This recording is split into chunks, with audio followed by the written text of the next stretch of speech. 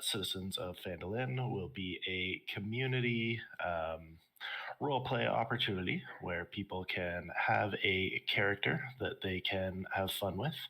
If you just want to jump in the tavern and do some in character role play, if you have a character build that is maybe not optimized or considered subpar and you want to try to play it and make it usable.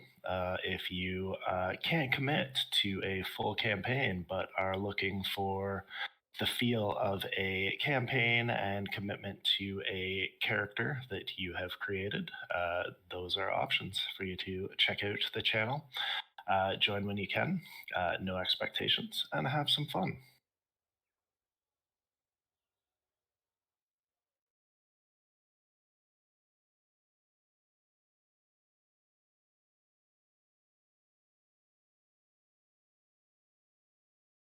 Yeah, I know. Well, depends. If you get a swan that is got younglings. Okay. Everybody, we are Live. here.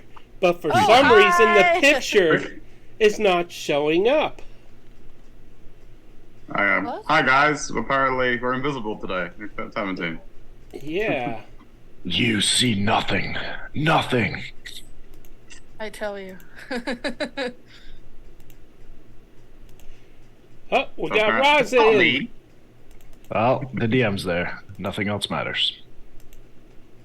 The Draconic team. Okay, you can do your intro now, Rosa. From the right over. Hey, there's Mar. Hi. Okay, well, we are becoming visible. Welcome, everyone, to Abeir Saga.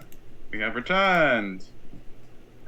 Just in time, actually, because the Draconic DM had an incident that almost made him unable to run the game today, but, you know, Easter miracles. So, before we start, for those that haven't tuned in before, Abeir Saga is my retelling of Horde of the Dragon Queen. So, it's basically like if any of you played the campaign, it's very similar. It's got some very similar moments, similar characters, but it's set in in the parallel world of Abeir, the twin sister planet of Toril, tucked away in its pocket dimension. And yeah, it's basically my own creative rendition of it.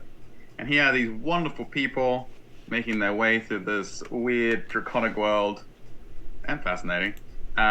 We have Marlana Crescent as Mariana. Marlana. You mean Mariana as Marlena Crescent? No, your name's Ma. You're Ma playing Mariana. No. Ah, I see. Yes. Yes, that the other way. Mar, tell us something about yourself. About Mara or about Mariana? I'm joking. You could be both. No.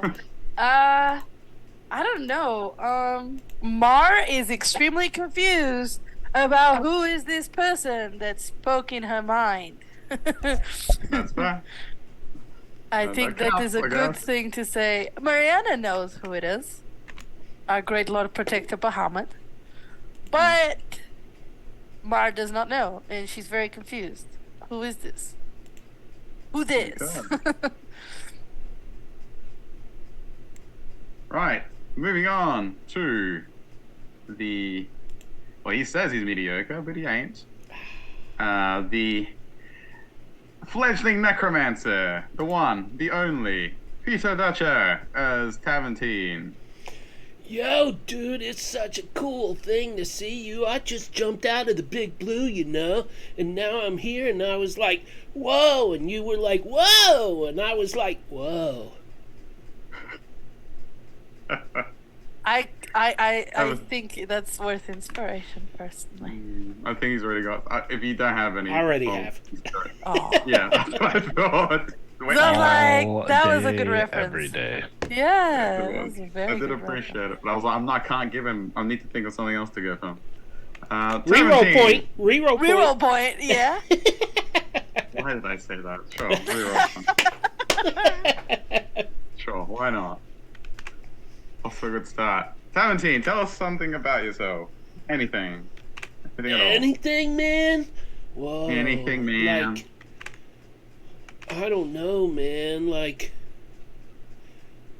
once I was a little jelly man, right? I was a little dude, and I was just an egg, you know? Like, and then I hatched on a beach, and then cuckoo cachoo, I found my way to the big old blue.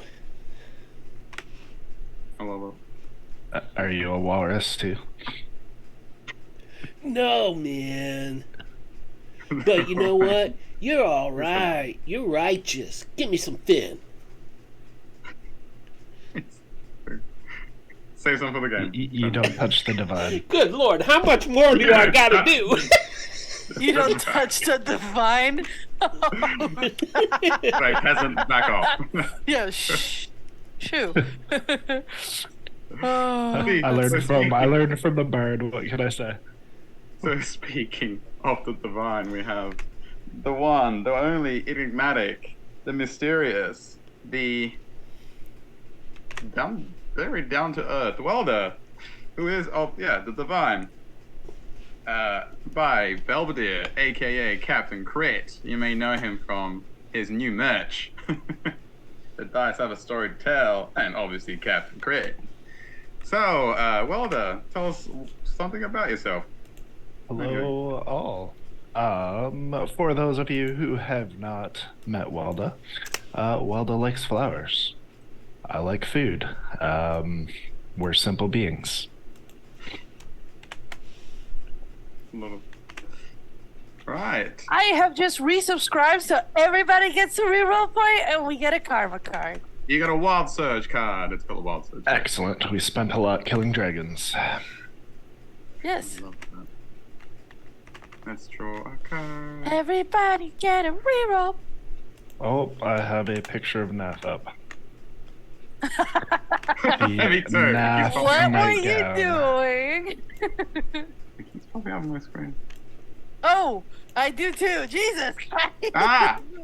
Oh, I'm trying that's to put the up the nightgown WhatsApp you're gonna card. have to wear if 3 people buy the nap. Yeah, so if you don't want your that's Captain the- Crit sticker, you can get your stupid Nath nightgown. If I can get it to show up for the viewers. Oh, I kept deleting it. So it's in my way. I'm trying to get the comic back. You It's in deleted your it? way. It popped up. I'm like, go away. That's not cool, dude. I know. Well, I see a karma card. Yeah, because I have to put it all the way down here because I keep blocking it. Okay. Lucky 7. So, Wild Surge card. Okay, Karma card. Lucky 7. Each party member gains +7 to hit and damage on the next melee or ranged combat action. Negative. Oh, why is that? You each have -7 AC 7 the next single attack against you.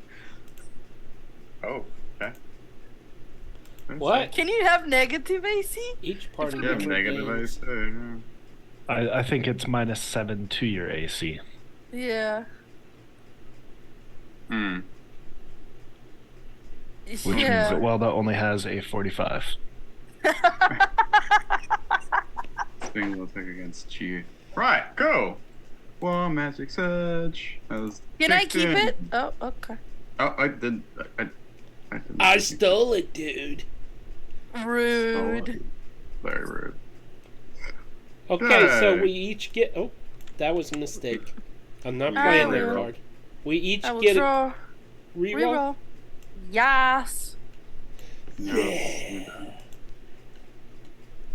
Oh, I just gave one to Belvedere. It disappeared. No. Mr. Belvedere. Oh, I played it. That's why. Try to give one to Belvedere, and I can't. Hey! I did it! He did it again! I gave him one and it disappeared! The one character that doesn't have 15 of them. Do you want to take one? Because I keep giving them to you. I and will it draw disappears. one, yes. I keep giving him to you and it disappears. How rude. Why am I still with DM privileges, dude? Take away my DM privileges. You can So- log in as a Dude. player. You're Refresh giving your gifts page. to a hag that are disappearing. That will be remembered. Oh. Raza, I created a handout while I had those privileges with the advertising picture in it. So now all you gotta do is replace that picture when we have a new image. Okay. And you can show it Now, off. now that Peter's done abusing his power, Yeah. I do like that, man. have you returned to mortal status, Peter? I don't know, man. My map wouldn't load.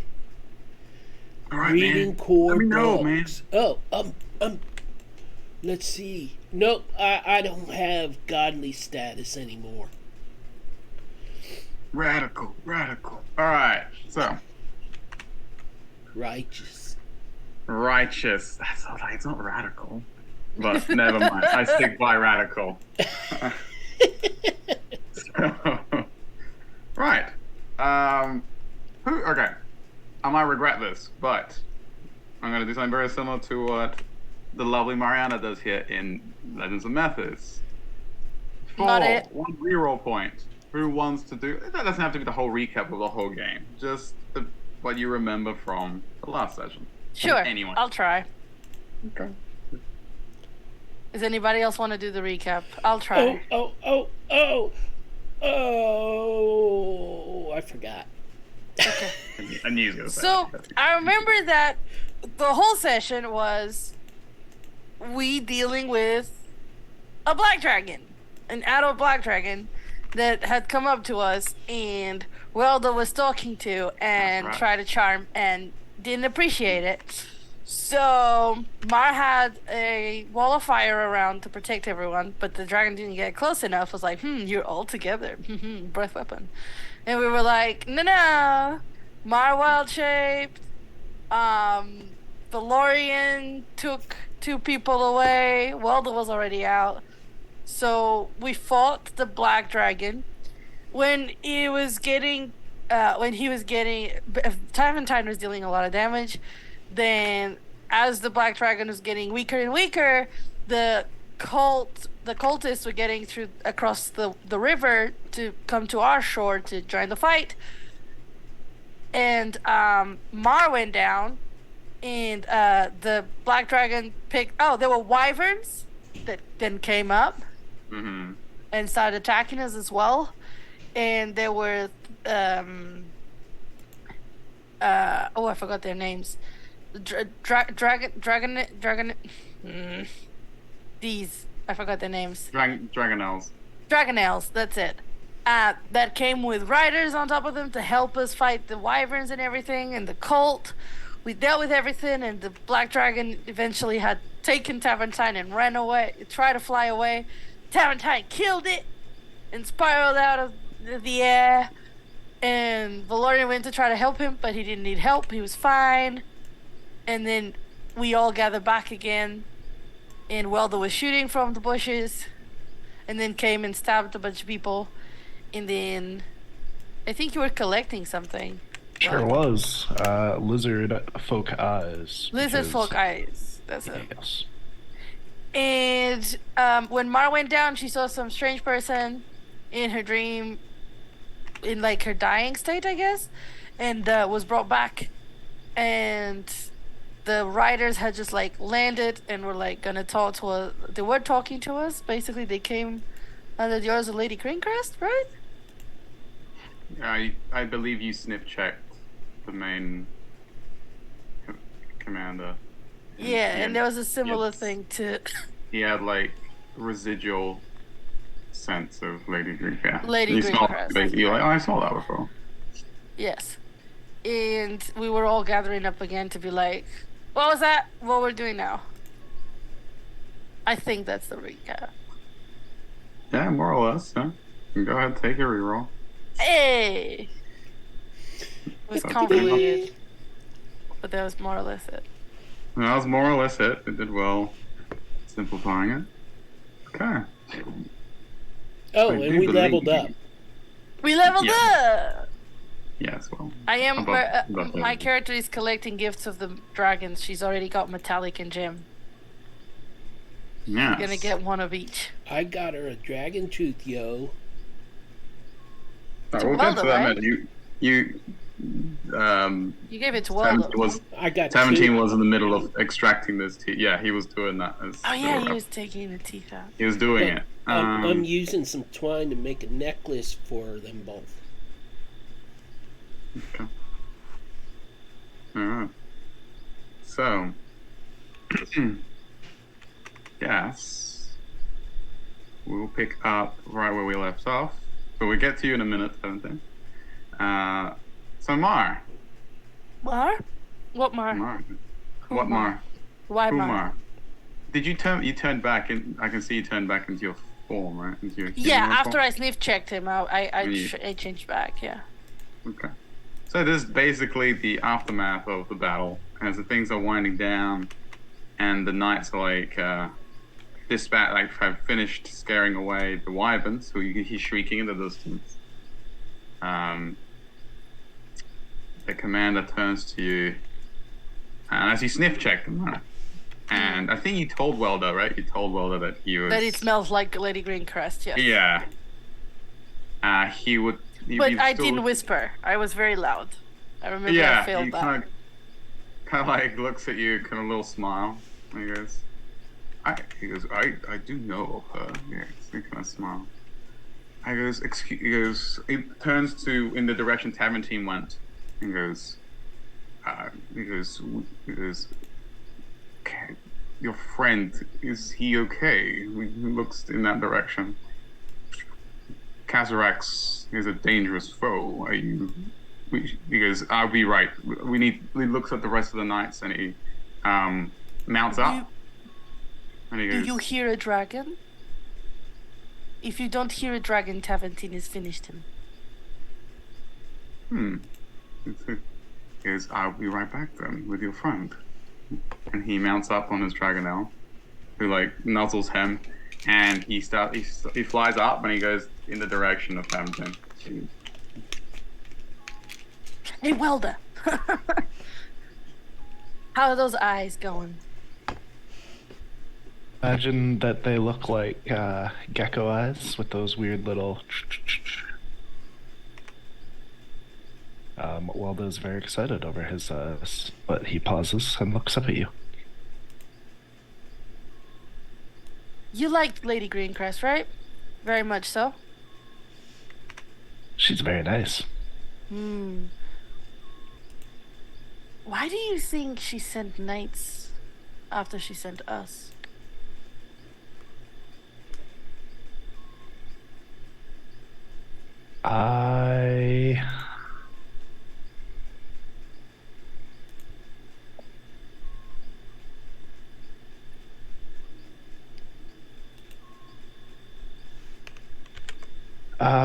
Granny says that sometimes you need to have more than one plan.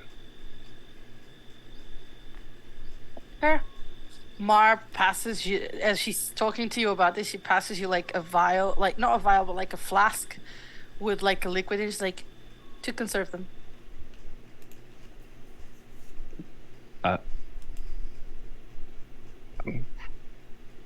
Were you gonna use them for something else? I think they might make nice earrings.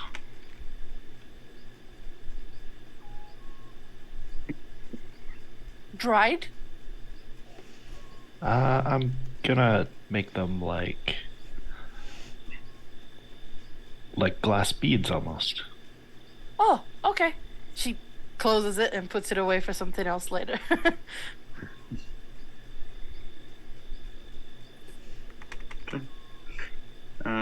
Was there anything else?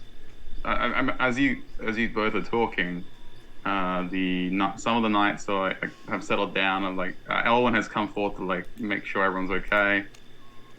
Just tending, if anyone's still wounded. The skeletons still there? The skeletons, the zombies. Oh yeah, she's giving them a wide berth. She sees them, and she kind of shrinks away from them. Yeah. Mar- The knights are like giving like these curious and at times repulsed looks at these undead. They kind of also giving them a wide berth. She kind of goes up to Elle and says, "Do you want me to finish them off?" She looks towards them. As you said, he goes, and one of them like gurgles and a bit of bile just like drips down his mouth. She just like nods and she goes, "If you don't mind."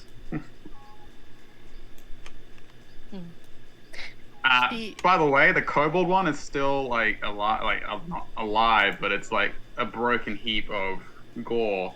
It's just a little head like this, where it got thrown up and then slammed back down after he was thrown. He's still Mar there. looks at them and says, "You three, stay very still." They look. Do they stay still? They don't stay still because you're not that master. So they start shambling around. Are they don't still recognize the near each authority. other? Are they still near Yes, each other? It's because you didn't sound like, "Hey man, stay still." They ignore you completely.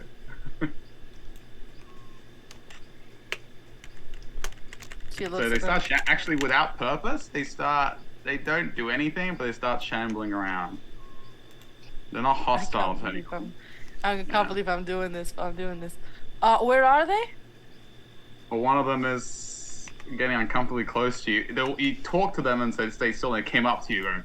And this is like the partly dissolved human with his face like half slot off. He's like staring. He's kind of leaning forward to look at you up and down. And the other one's near the tree line, like the dragonborn one. But I'm not really in a good condition either. Okay, so.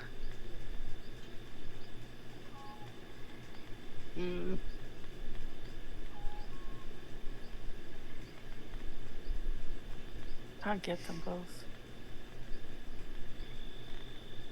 I want to get them both. I can't get them both. Why did they separate? I don't like that. I was gonna kill them. Put them to rest. Sure, I'll do that instead. She'll just very like trying to be very like inconspicuous about it. She gets like water from the river to come in a wave and drag them into the river. I don't think they'll survive a tidal wave. Right? They don't have that much You're conjuring up. Well, then just reaches in and washes his hands. Gives you a smile. So, are you sweeping them into the river? Yeah. Yeah. They barely have time to register what's happening, and they. So we don't have to bury them that way either. No, they'll just walk around the bottom of the river for eternity. Fish food. Yeah, it'll be fine. Out of sight, out of mind. For the last, Mudmouth, I'll get them. for the last few surprise groans, they are no more. They are the river's problem. Mar does that and looks at Ellen. She goes, "I heard of washing problems away." Well, that's quite. Yeah, that's right. That is it. But that's new. She smiles. The platinum knights are like they're giving them a weird like they're repulsed by these, and then they see you just wash them away, and they look at you, look back at the river. One of them goes, he goes, "Why not just destroy them?" Like this golden dragon, this elegant knight, like in this pristine platinum plate armor, like looks at you curiously. The sigil of Bahamut. Oh, they're Taventan's. He didn't give them to you. He's confused. The turtle that the dragon flew with, they're his. We're just hiding them from him. It's like a playful thing. He forgets things a lot. Yeah. A lot. As his mind is confusion, there is a sudden tremble in the ground. Like when everyone feels the tingle of it before they see it. This wave of almost acrid magical miasma just sweeps through the area. The knights like immediately barely have time to turn to see what this is. As it washes all over you, Ma, you at first you feel is there some kind of attack, but then you feel that energy. It's almost residual magic. It's almost like that familiar innate magic that you've come to be accustomed with. It's similar in the terms of what the wild magic surge used to be before you learned how to do that. You feel like the strong surge of that magic, and you feel it seep into your skin. Like it's over as quickly as it began. It sweeps through the area, and it just dissipates as it kind of keeps going and to the other edges of the clearing. Well, do you feel this as well? You feel like this residual blast of magical energy seep into your body. Ooh, am I gonna get to serve a giant volleyball? And yes. Welda will use their heritage and see if he can identify if there is some powerful being that controls this area and the magic within. Okay. So that is just your innate knowledge. So Just my innate knowledge. Does it feel like a fae or a hag or just an area? it doesn't feel, and it just feels like raw, magical, unrestrained power. It feels like it's not in the sense of like let's say a spell's been cast. It's just surging like a shockwave. like a shockwave. Like it went out and his ears twitch, and he's gonna immediately start skipping towards whichever direction he feels it originated from. okay. Mar will follow. Okay. Which brings us to Taventine. Uh-oh. Is that Professor Taventine I say that? Professor Taventine. Alright, so I believe Taventine, this is all happening at the same time. Taventine, you were in the middle of becoming a draconic dentist, correct? And you were trying to extract teeth from Yeah, two cataracts. fangs. Two fangs. I No, don't know Fang how is big in they a are. different. You know, Yeah. Fang is in a different campaign. Oh, Vroom. boy. I like that. Do you have inspiration? Just take it, that was fun. I do. I thought we'd get reroll points instead. I was asking if she had inspiration. I do already have it. Velvety, do you have inspiration? That is a good question. Welda does not have inspiration. I'll give you mine. Thanks. Okay. Just double checking. For the All right, earrings. so- I love that idea. So, Taventine, I do believe you rolled pretty well for it. So I believe you were extracting these large, yellowed fangs that almost were the size of your hand. And as you pull them, you hear the sizzle of acid, the residual acid from the dragon's elements, still like seeping down its snout and out its mouth. As you like pick up the fang, you see the acid drips on the ground and like it makes like little droplets that like make tiny little craters underneath you. Okay, then I'm going to use a cloth to hold them. And rinse Yeah, them you off can do in the that. water. Yes, do that. Is at that time as you pulled out the fangs, the body of the dragon started to tremble, and you see as you kind of turn from the center of it, from its chest, you see this very similar. This acrid energy that seems to resemble his the elemental weapon he used against you, like his acid. It's the same tinge as his acid breath. This like acrid aura starts to coalesce from his ribcage up, and it seems to concentrate into a single point of light until it just implodes before you can really react, and it spreads from him and outwards towards where your companions are, streaming across the water. As you feel that impact, you feel that same raw, unfiltered magical power. Yo! And as it seeps into you, you feel that draconic might flowing through your veins, like the residual energies of this fallen dragon. Cowabunga! Yes. And just to make this clear, above table, all of you are now undergoing not so much as a transfer, more like an evolution, as the residual We're energies Pokemons. Sorry. Yes, as the residual energies of this dragon implode from his body, all of you absorb some sort of innate power from it, residual power. And that would allow you to get a draconic gift. And we can either roll for it to see which one you get, or you can choose. I can give the list out. To those that have not really seen it yet, I will put it up on the chat. Dun, dun, dun. Dun, dun, dun.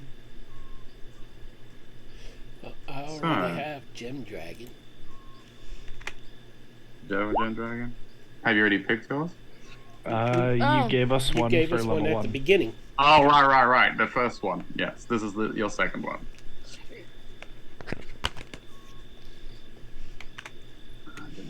Oh, can you still choose the other one that we talked You can. about? You Okay. can, yeah. So you can choose either this or one of the gifts of the dragon feet. Mm-hmm. Okay. Ah, yes. These are the gifts. So basically,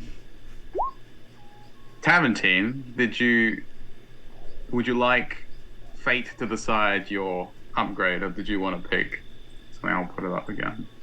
I'll let Fate. Okay. I'll put this up for the The rest. big dude in the big blue, man. Yes. Since it's following the guidelines of the old Fizzban, the slaying of an adult dragon will give you access to a very rare draconic gift and below.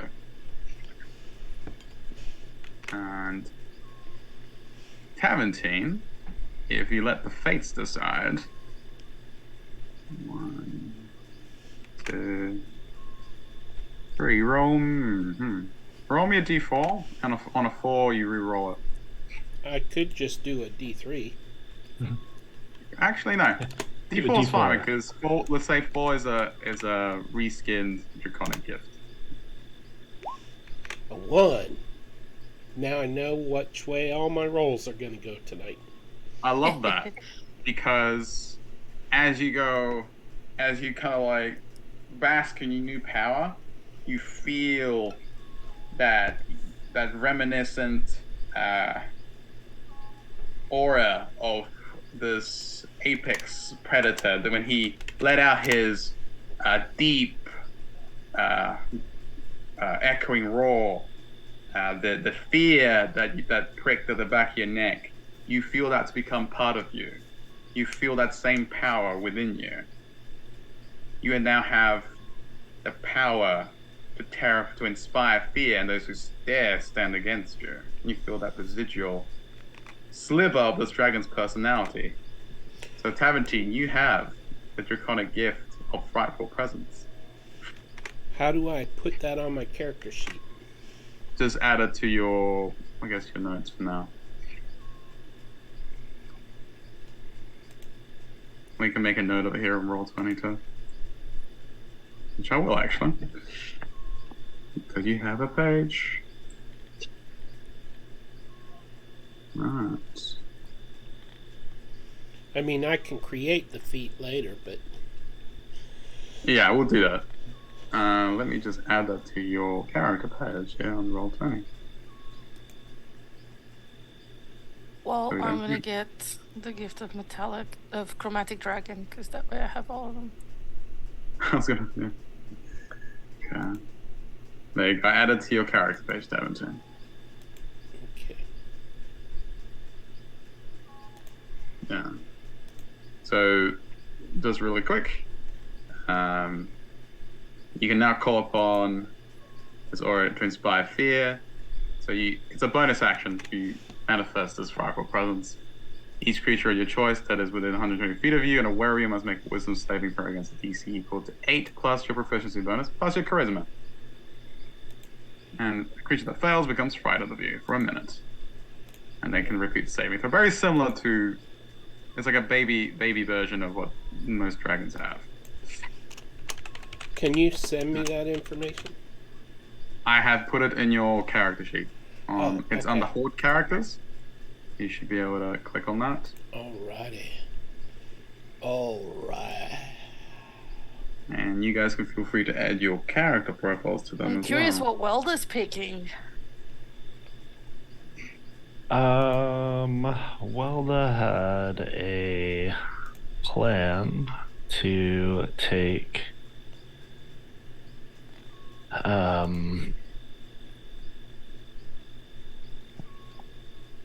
observant or resilient eventually anyways, so I think I will probably go with one of those.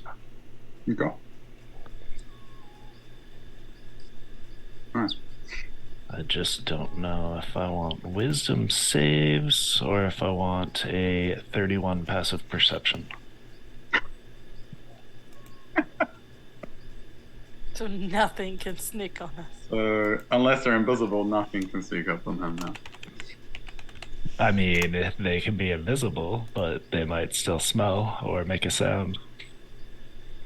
Well, that's true. I'll have to make a enemy that has no odor, makes no sound, and is not visible.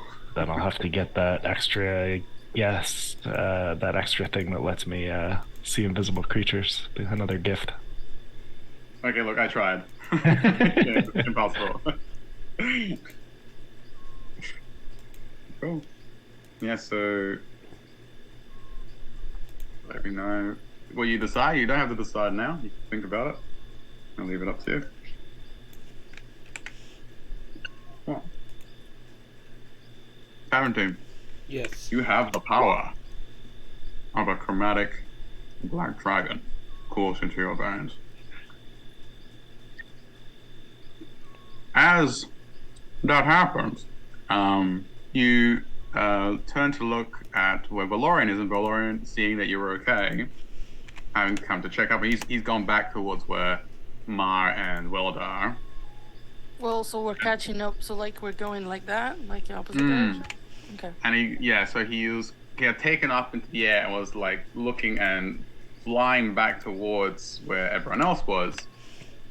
And then, as he's doing that, you hear this feminine voice, almost like a raspy voice, go, Norktatil, Tortul, you are impressive in your abilities. And as you kind of like, who said that? I need you to do a charisma save. Me? Yeah. Okay, one sec. Charisma. Oh, not good. 9.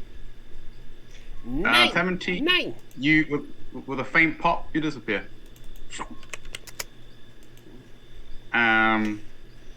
You don't see this. Let's see if you would notice. She was technically. Let's see if Valorian notices. what happened. You're Okay, so I will not give you close this. enough then? 17 as because it would happen. 17 as you feel your body disappearing, you have a brief moment where out of thin air, right next to the body of Kazarax, this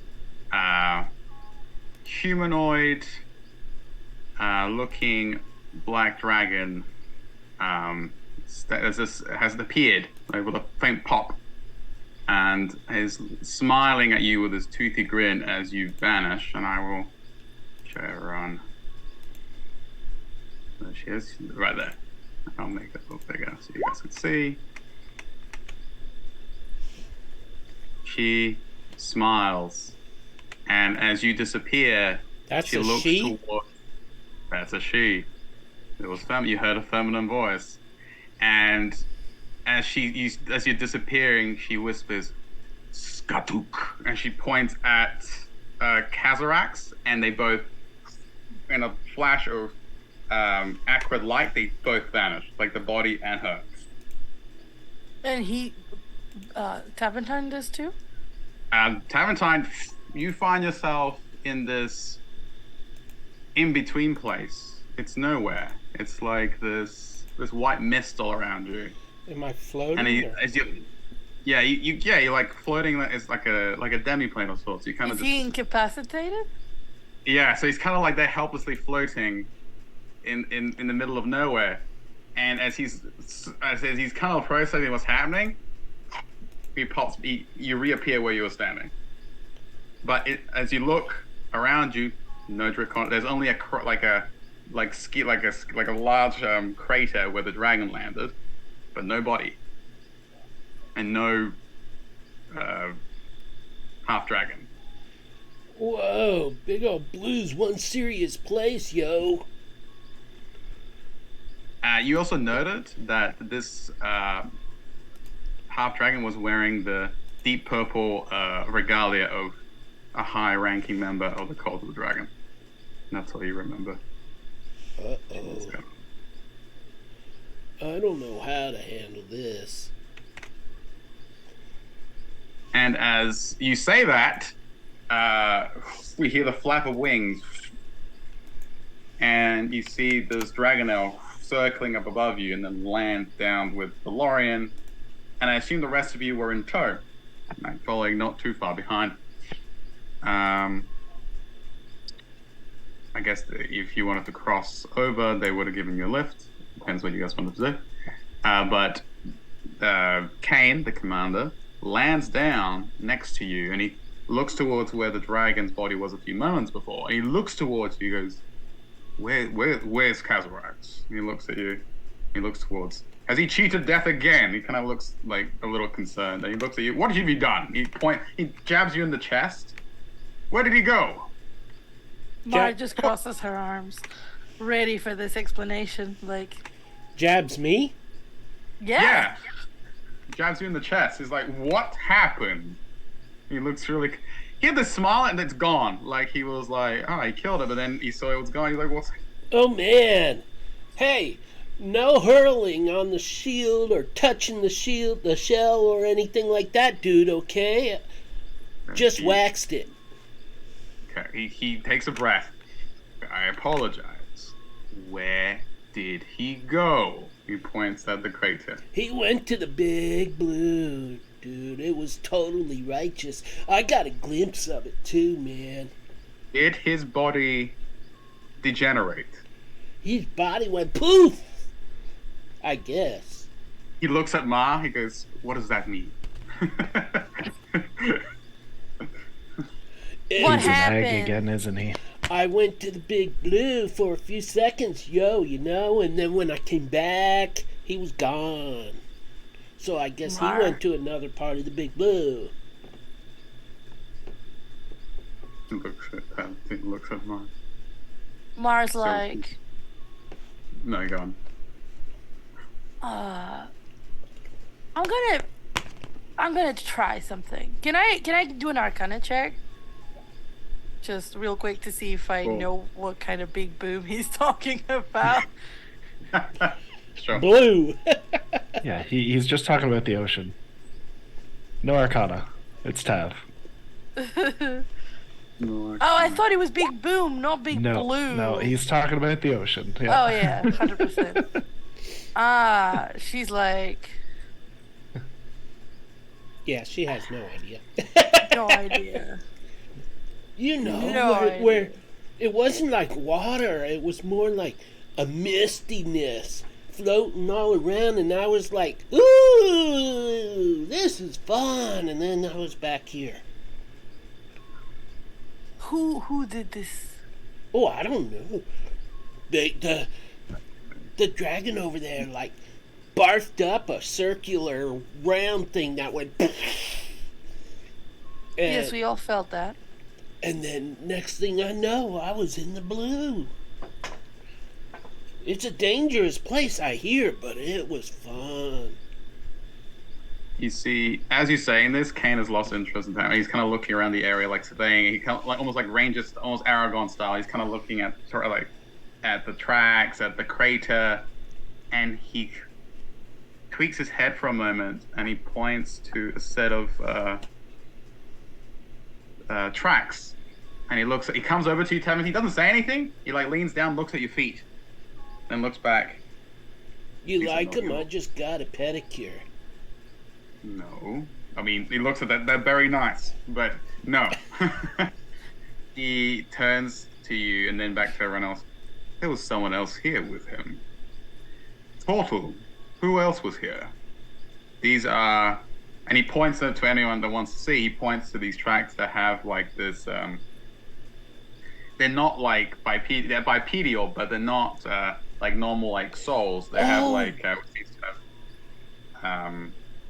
it's almost like draconic configuration of like 3-4 toes that seem to be outstretched like this. Dude, focus, dude.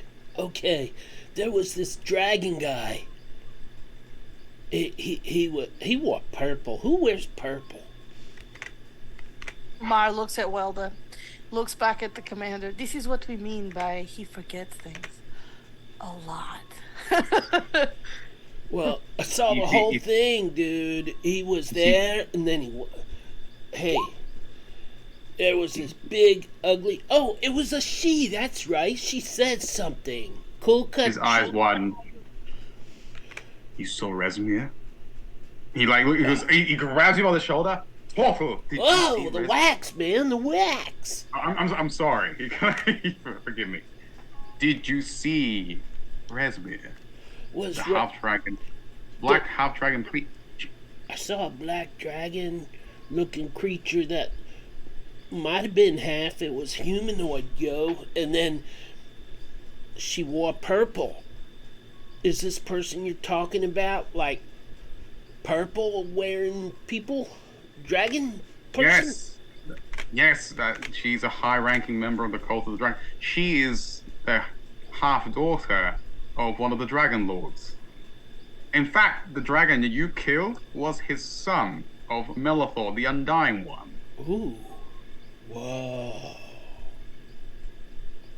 Because did you not know? He's so confused. He looks at serious like, place, sees, dude. like at this point, Mar just shakes her head like... Yeah, he looks at you, looks at Welder, who Welder's probably... Welder's doing their own thing. We've Did killed you not know who that was? He 5 looks dragons, at but they all come back. Yeah. Yes, but, I don't know, dude. We don't keep track. I don't know if I know who they are, but when I know, you'll know, you know?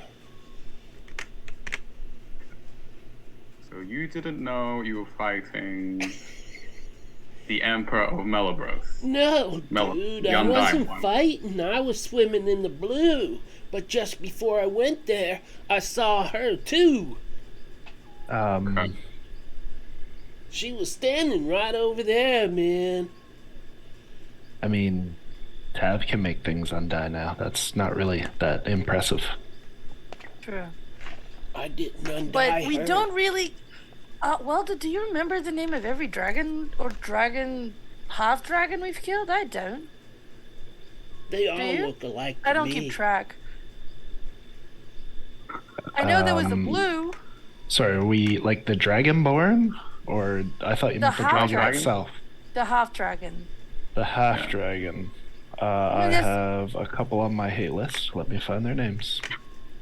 Oh, okay, you keep track. That's good. I don't. Noella's pulls out a list. Like, Yeah, she's like, good, you keep track. I don't really keep track. I just. They cause problems, I deal with them. you see the commander's like rubs his temples. Okay.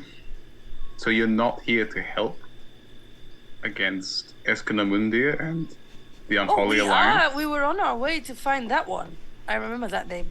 The Esk one, yes. Escorn Namundia. Escorn Munmundir. If we're here to kill him, does it matter what he's called?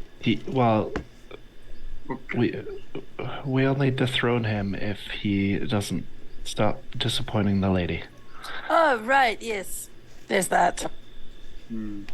But this one was a chick. Dude, she was some gnarly woman. But, like, scales all over. Yes, you know what? Okay, we kind of for the players, I'll show you this Escanamundia, like the profile. He goes. So you don't know what we're doing here, then? We're here to free Escorn from Escanamundia.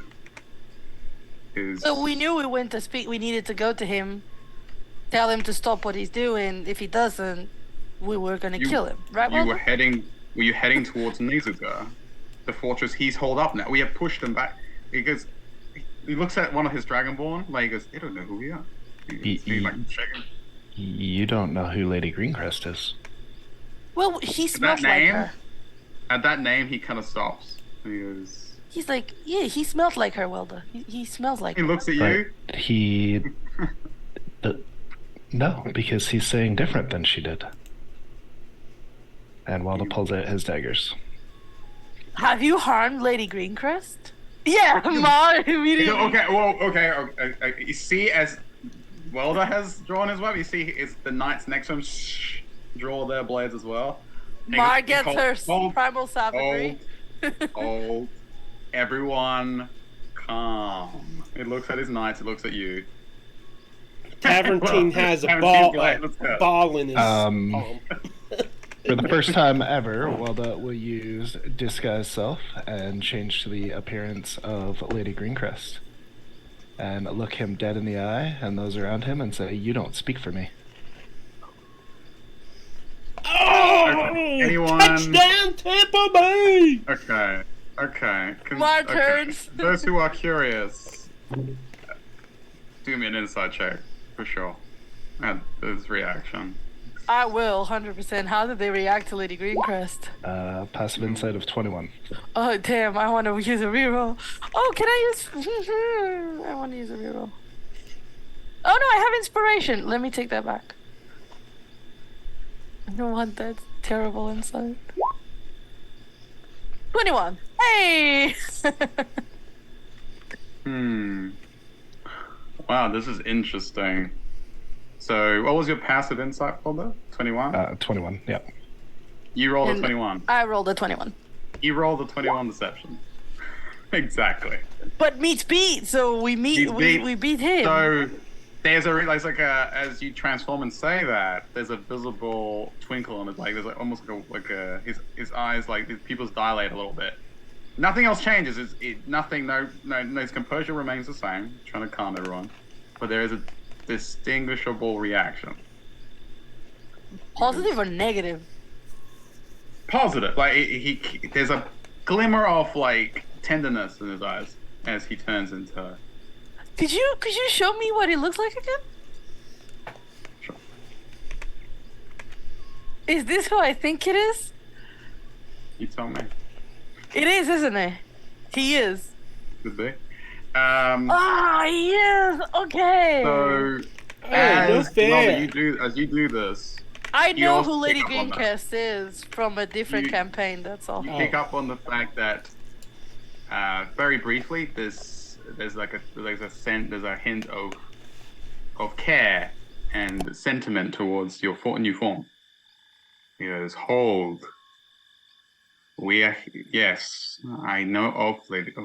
We are close. I want her close confidants. She sent us here to scout and rally the people against Escanamundia. Now, she didn't say anything about sending. She mentioned she might be sending people, but she didn't say who and when. We haven't been able to contact her in a while. He goes, are you? She pulls out her sending stone. What did you say your name was? He smiles. He goes, I am Commander Kane of the Platinum Knights. Send my regards. Mara walks away with the sending stone. And she's gonna do a small sending to Lady Greencrest to double check this. And she's gonna do it like she'll come behind Welda so that Welda can also hear what she's saying. She'll basically just go, Lady Greencrest, we have been intercepted by Commander Kane of the Platinum Knights. Are they with you or against you? Welda's probably locked eyes with Owen at this point.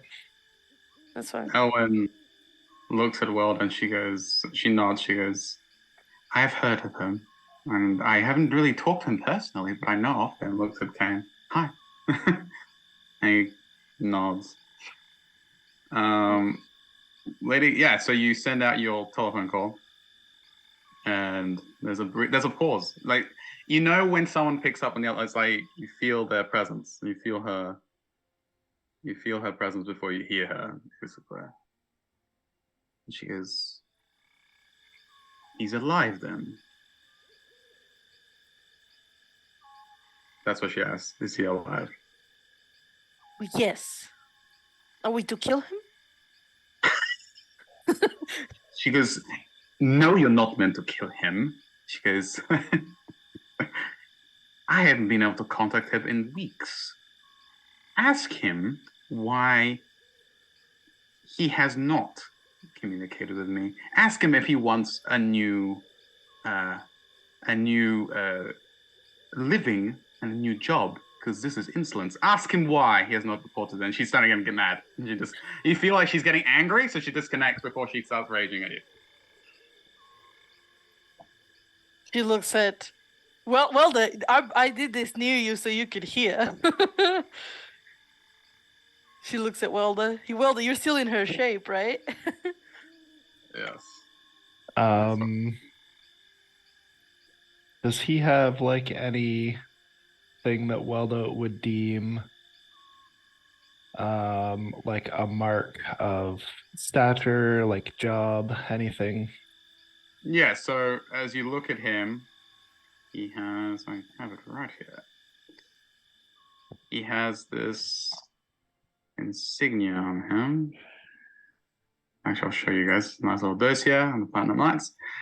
He has that, like all the other knights, he has that emblazoned on the shield and on the talbot that he has over his plate armor. But his is different. His is more like, well, theirs is just plain white. His is like it's shimmer. It kind of, as he turns, it shimmers when he moves, like in a platinum-esque kind of glint. Probably signifies that he's of higher rank than the rest of the knights around him. I'm not sure, but it seems like it's the its uniqueness may hint to that. Welda would like to pluck it off. You disappoint the Green Lady, and distort value will change it to a green background. Okay, so you're going up to him and like, Terry can't pluck it off. It's like it's like part of his talbot, like, so it's got like it's like the cloth over his armor. So but you can still turn it. You can change the color. I can't take it. You can't take it. Like, I will just turn it into a plain.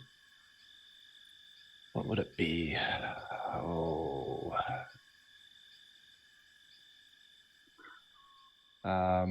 Just change it to like a plain wooden buckle. Just demote him. And then turn and walk away. He looks down, like, I'm sorry. He looks down at what you've done. Mard She's walks like, up to him, looks him in the eyes. She's disappointed in you. His eyes widen. Because it's Very. Like, took And my she like starts walking away as well. No, come back! You can talk to her. No, it's like, madam, excuse me, madam, my lady. He turns You to have him. ways to communicate with her. Do is that a sending stone you were using? Do you have a sending stone? Did she give you one? Did it look like a green gemstone of sorts? Too late for that. You work for us now. At this point, You have been clearly demoted. He looks at us. May I borrow that, please? He looks at, you see he's restraining himself. There's like a vein pulsing on his forehead, but he's like being really calm. He's like, may I I would like him to roll persuasion. and I'm also Tavertine is gonna walk over and poke Welda and say, "How'd you do that, dude?" You're gonna poke Welda right now. Okay. Welda, who looks And like die. Lady Greencrest. Right. I roll. It was So a Tavertine 21. doesn't die to the Black Dragon. Watch him die very quickly to well. That was a 21 persuasion. Mar looks at him. In my hand. He does like a gracious nod. Reaches to he touches it with the tip of his fingers, and he closes his eyes. And there's a He has moment to whisper where it so I can hear it. yeah, so there's a moment he goes, Lady Greencrest, Commander Kane reporting in, and there's a moment where Ex-commander. he ignores that, and I don't think. Yeah, so I'm trying to think if you would. I don't think you would hear the reply. It's like he whispers it, but it's like a. If she is still touching the stone, Yeah. Yeah, that's true. Yeah, Ma. Okay, everyone else won't hear it, but Ma will. So there's a moment. There's a icy pause after he says that. You count the say. It's like it drags on it seems to drag on forever, and then you hear her in the most iciest voice go, Hoffaber. And you know Hoffaber in Draconic, it's you fool. She and he shrinks back from it. She didn't shout, but it's like a sliver of ice going through him. He looks at him like, told you so. How dare you not report to me as we agreed? Are you all of a sudden incompetent? All of a sudden do I need someone else to mind my affairs? What happened? And he's like, now she's raising her voice, and he's like, everyone else is like looking curiously. He's trying to pretend like it's a normal civil conversation. You know it's not. He's about to get played alive. Here's, they took my sending stone. I couldn't come back and get another one. She goes, excuses. I don't want to hear it. You know what you're going to do? Now that you have finally reported in like you should have weeks ago, you're going to help these individuals that are with you. You have Esconomindia cornered? Good. Use them to your advantage. And the next time you don't call back when you're meant to, don't come back at all. And she cuts the call. And she looks at him. I told you, she told you to work for us now. You got demoted. Do better. And she looks at him. Okay. He looks at you. Let's make one thing clear, my lady. I am devoted. I'm a platinum knight. He's like stumbling over his words. He's trying to regain his composure. I'm a platinum knight of Bahamut. Technically, she is not in charge of me. We work as a partnership. Okay. So no, I am not demoted. But she has requested. It looks like everyone requested. No, you know, she demanded, requested that I aid you, and rightfully so, because we need all the help we can get. We have Yeah, it's gonna clearly. be a So corner. don't come at me for not knowing the names of the dragons. And she turns away. But, right. I think we all go off to the on She the wrong. stops, like she walks away, then stops and turns around. Plus, as far as I can remember, I was the only one that actually died and had to be brought back. And nobody has thanked me from your people, so I'm going. Because I healed you. No, you didn't. It was a different guy. No, it was me. No, it wasn't. Yes, it was him. Dude, You typed down you and got killed pwned. me. But she saw somebody else in her mind. There was not. who she Oh, he's saw. confused. He doesn't know what you're talking about. He's like, what? It was a healed- different guy. what No, it guy? wasn't you. He I looks know at the other humans- dragon, like She's he looks like, at his the other Dragon Ball. They like shrug, like he looks human, right? he looked cute. Who? Him? Kane? Him. Or Kane. yeah, he's human. Yeah. Yeah. So she's like, I know humans tend to look a lot alike, but that's not. Oh wait, I'm a turtle. I'm cool. I know it wasn't you. Yeah. It was How do you some. say that? Did I see the As- canaries? You did. Okay, so like, he was some guy with canaries, and she like walks away. His eyes widen. He looks at the other Dragon who are like just as stupefied as he is. They like look at him and they. Oh, I'm sorry. Wait, whoa. I'm so sorry. My lady. Was it? What was your name? I'm sorry. Did we? Oh. Ma. He totally She loo- forgot your name, babe. Ma. She looks at him. Sorry. So I should know the names of dragons they were going to kill. They will disappear anyway, but you don't know mine. He smiles. You know, he's not the kind of man that shrinks away from being at the other end of. You get the okay. This is a freebie. You get the feeling that he's used to being flayed alive by Clearly. that. He doesn't shrink back. It's more kind of like a little. He's kind of like he takes it well on the chin. You get the feeling that Lady Green, because it's flayed, I guess, done this way many times before, and he goes. I'm sorry. I apologize. Would you allow me to share my information and then we can all work together? After breakfast. We got attacked before breakfast. You think I'm in a good mood? Yes, I know. Allow as an extension of our hospitality and goodwill, we will prepare it for you. He looks at his Well, mouth. good. I'll get my wake up call in 8 hours, dude. Because I never Please. finished my long rest. Tell me what Green Mane is doing this whole time. Yeah. What is Valorian's reaction to Mar angry before breakfast? Because I don't think we ever had to fight this early, so she is pissed off. I also Valorian feel is- like Green Mane would think that he is better than this captain. Oh, yeah, a better 100%. fighter, and Yeah, that's something that I not was appreciate his gonna mention. arrogance. No. Yeah, so you do pick up on that. Like, well, he introduced himself and his rank and all that. Valorian, there was a kind of a cool distance between them. It's not like he acknowledged him, but it wasn't like they're not on friendly terms for sure. There was something there. Didn't say anything, didn't join in, gang up on him or anything, but he was just like staring at him the whole time. However, his composure does change when he sees Ma starting to get angry, and he starts to back away and starts to go next to Elwyn. She looks at him. She looks at him curiously as what's happening, and then sees Ma, and she's oh, she sees Ma getting really mad, and obviously she sounds mad. And Elwyn, being like the caregiver of the group, goes, "All right, so are we agreed? I'm sorry." She looks up at Kane.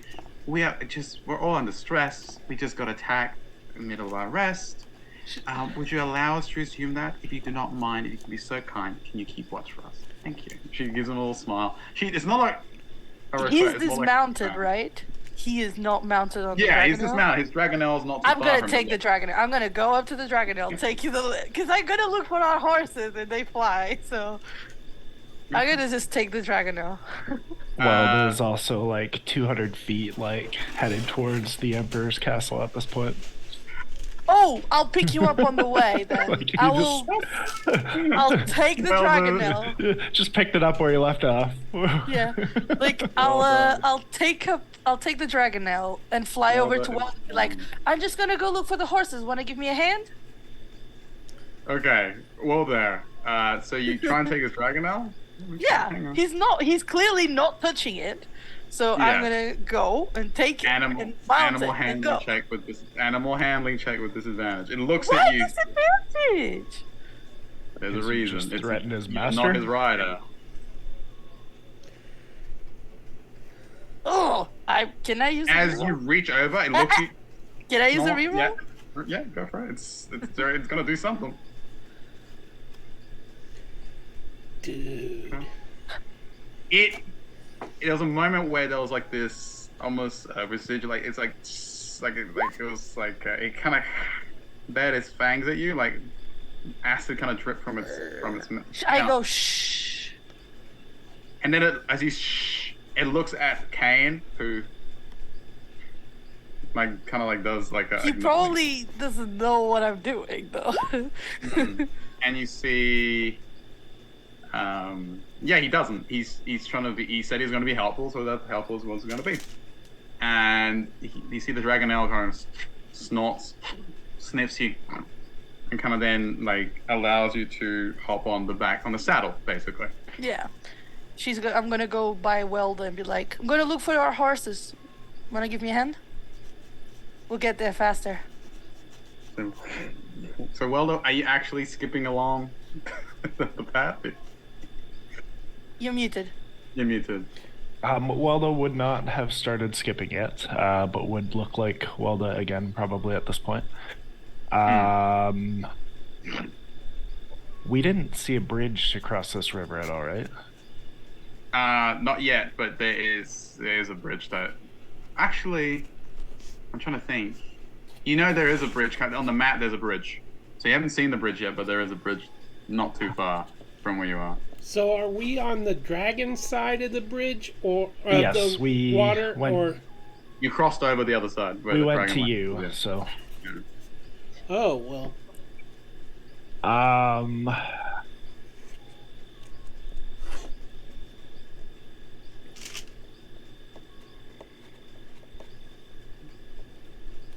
Yeah. So let's see. Let's look at the map real quick. So I pulled both teeth, right? You did. Before it Before disappeared. all of those shenanigans happened. Can you look at the map? Mar is still holding a hand out to you. Yeah, Welda's gonna look at Mar, and then look at the bridge, and then look back at the others. Do I notice that you're concerned with the bridge?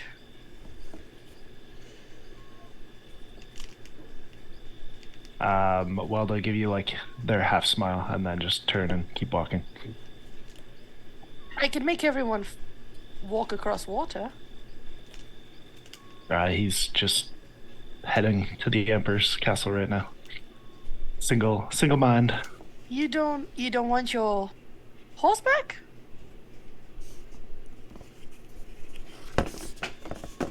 Keeps walking. Okay. Mar's like, all right. She's still gonna try to find the horses. Swift Breeze, that was the name. She's like, you don't want Swift Breeze back? Okay. She goes back and goes try to find the horses. Like she sorta is meant to have been near them. So what she's gonna do is fly with the dragonelle and keep trying to reach the link to the familiar. When she's within 100 feet, she'll then be able to see where they are. Yeah, so you do after a little bit manage to connect with Sora, and you manage to link to her point of view, and you do see her as you commanded, she was following the horses. They have managed to make their way quite a bit downstream, close to the bridge. They seem to be a little spooked, but they're not like at full gallop anymore. They kind of slow down a little bit. Till they see a dragon flying at them. Until they see an apex predator coming out. Sure. horses, they're not. They're not. They're brave, but they're not that brave. You know? Mar will stop the dragon now a distance away and then come closer to him. Okay. She basically wants to reassure them, get them coming back, so she can actually eat finally and stop her grouchy mood.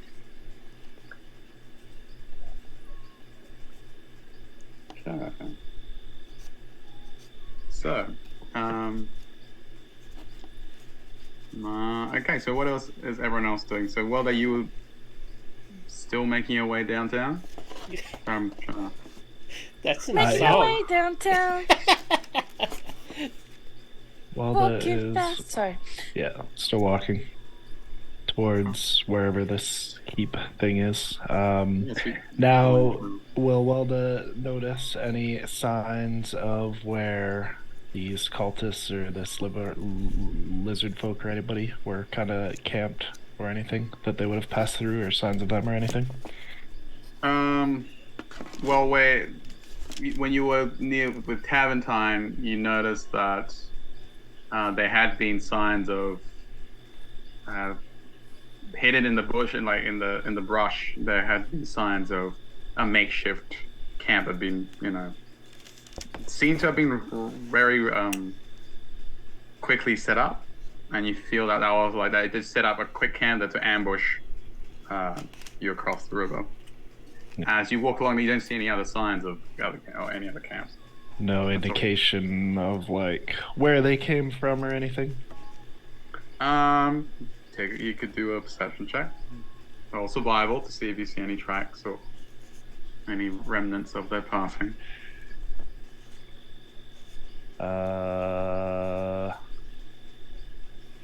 Perception.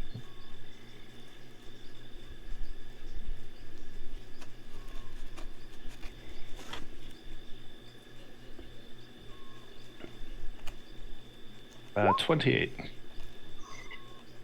Yeah, most people would have missed it, but in the trail you notice that there is tracks that lead away from you, well, towards where you're already going, that have deviated from the path and gone towards the riverbank. And it's quite a few. You notice traces of lizard folk, not just the track, but the scent of lizard folk. So while they'll change course and try and reverse follow those to see where they came from, I will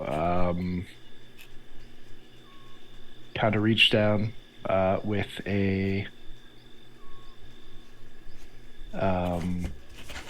seed on the path, plant it, and druidcraft, and what starts to sprout is a tall green sunflower, and then I'll start to skip off in that direction. Okay. So as Walda skips off, Ma, you said you were at camp, Tavern Time. Yeah, once I brought the horses back, I'm just gonna. Yeah, you would have easily. And They then would have. prepare them. They would have.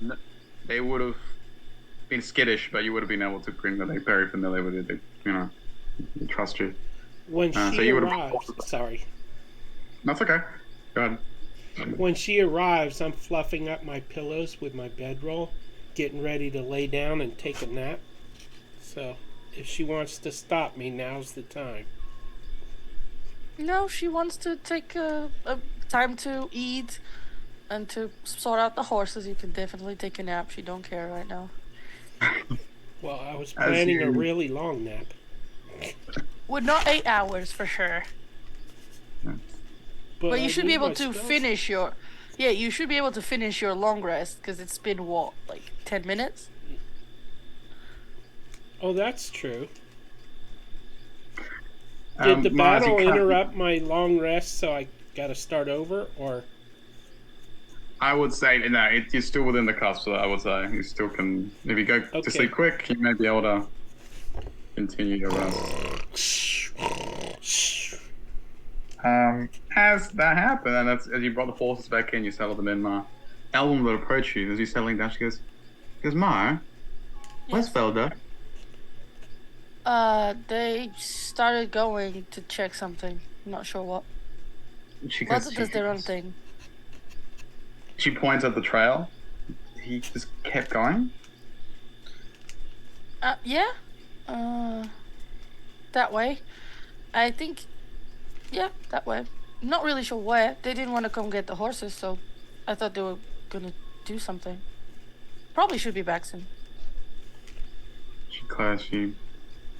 She nods, and without much of a word, she mounts one of Waldo's the always horses. come back. He starts to mount one of the horses, and starts to canter off in the direction of Wilder. You see, she fades off into the darkness and hot on Wilder's trail. Valorian. Okay, so the knights have kind of taken a perimeter around the camp, as they promised. Valorian is keeping an eye on the command. He's giving him like these looks. I was gonna offer him some food as well. Not the commander, Valorian.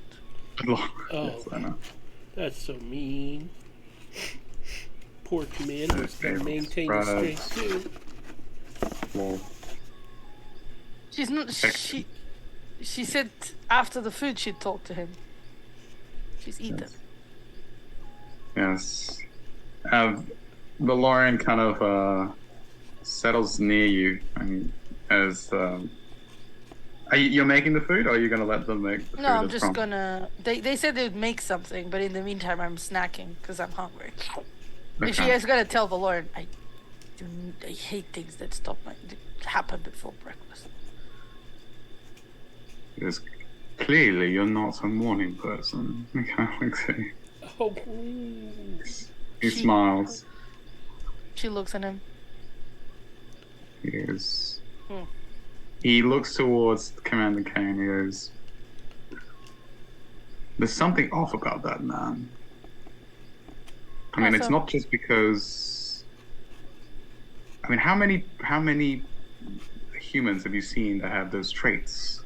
Silvery hair, silver eyes. I mean, I know I shouldn't discriminate, but there's something off about him. It doesn't quite seem. It doesn't Mark seem like gets up. he's being honest." Mark gets up, goes up to the commander, pokes him, lifts his hair. He was just sitting there like. He was like, actually, so he was talking to this other dragon, like he was like giving him orders, and the dragon would like salute him and then go to his position up in the tree line, and then you poke him in the back. No, not in the face, like in the chest. I poke him. I take his arm and pull up his sleeve, pull his hair up. Looks like he's, I'm sorry, what? He looks at you and goes, "Can I help you, Lady Ma?" Are you a human? He looks at us. Is this a trick question? He looks at you. Yes. Why do you have silver hair? That's how I was born. Next question. He looks at Valorian. Ah, right. Why are you hiding? I'm not hiding anything. Clearly.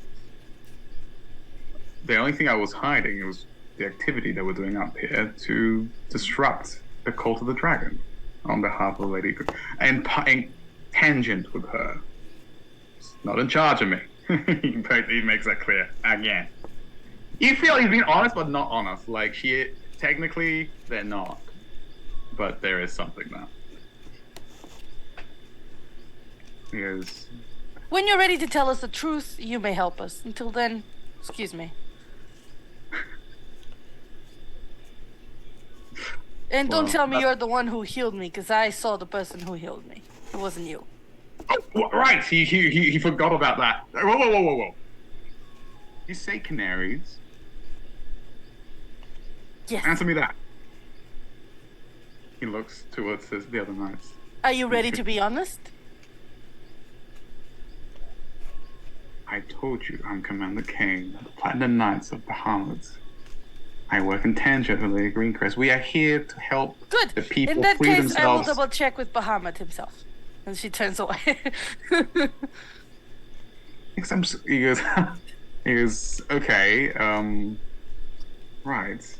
He's very like, is she for real? Kind of like, she's like, He's just threatening him to see what he says. yeah, it's like, the reason that he doesn't just dismiss you outright is because of what you described. And not just that, she can do augury. She can actually do it. If she Yeah. starts to piss her off. But not for now. Should I do a deception check? Sure. Because He knows that I don't know how I would do you that. don't know how. And he had him there for a moment, and he goes, "Oh, sure. Give Lord Bahamut my regards." And he turns away. No, he's just. She comes back to Valor, and she's just a normal liar. He sits down, eating. Probably some sort of criminal that wants to turn his life around and doesn't want everybody to know what he is. She does that loud enough for him to hear. Valerian just looks at you. So that's the last time I share my personal life with you. He looks at her. She looks at him. What? Why? He's smiling. But see, he's not trustworthy. Is he? There's something. No. It's not. He's not a bad. I don't think he's a terrible individual. It's just he seems to be holding something back. I don't know what it is. I went to try and figure out why we were both wary of him. Judge me. First, I need to eat anyway. Excuse me. Yes, eat first. I agree. Thank you. Eat first. Eat first. So what So yeah. does well-defined? I'm curious about well-defining their camp. To be Yes, fair. I mean, with Taventine in bed and you talking to Valorian, yeah, I guess we would see what Welda is doing. Welda, as you're making your way downtown, that you notice that these tracks seem to be leading up this trail, and there doesn't seem to be.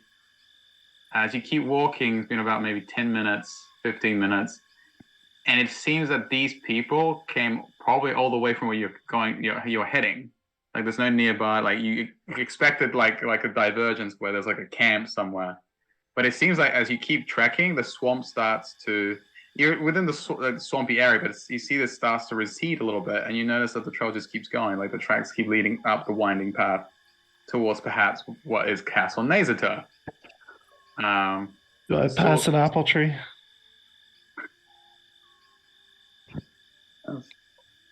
So you looking for an apple tree? I'm not looking for one. I'm just curious if I pass one. No. No apple trees here in the swamp. No apple trees here in the swamp. Okay. Yes. How about as you're making? Sorry, if you're gonna do something. No, I was just Musing to yourself. eventually, well, they'll give up and stop. I just thought that would be a convenient place to stop. That was all. I suppose he would probably keep going until.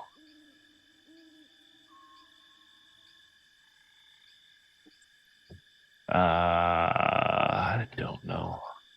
I would imagine until Ellen caught him, if she can find him. Yeah. So she's on her way, but as you hear the sound of galloping approaching, because your perception is absurdly high, you feel the azurite sending stone grow warm. And yet... This is the one from the bronze dragon? Yeah. It grows... It feels warm. You feel it like toasty on your person. I guess. Well, they'll pull it out. And well, if you get, I guess you expect perhaps Nim or someone like familiar like that. He would At the definitely end. expect Nim. Yeah. You feel what you feel is a familiar presence, all right, but it's not Nim. You feel the familiar pool, that familiar tingle of your home realm, the Feywild. And you hear Granny Cressa speak. She goes, Oh, my child, long time. I heard your plight. You have done well. You have grown powerful, indeed. Tell me, where are you heading right now? And you see in your mind's eye, you see her visage as hag. Amongst them, she's kind of unique as seems to have one eye in the middle of her face, kind of like is prominent and kind of like you see it clearly, like look scrutinizing you.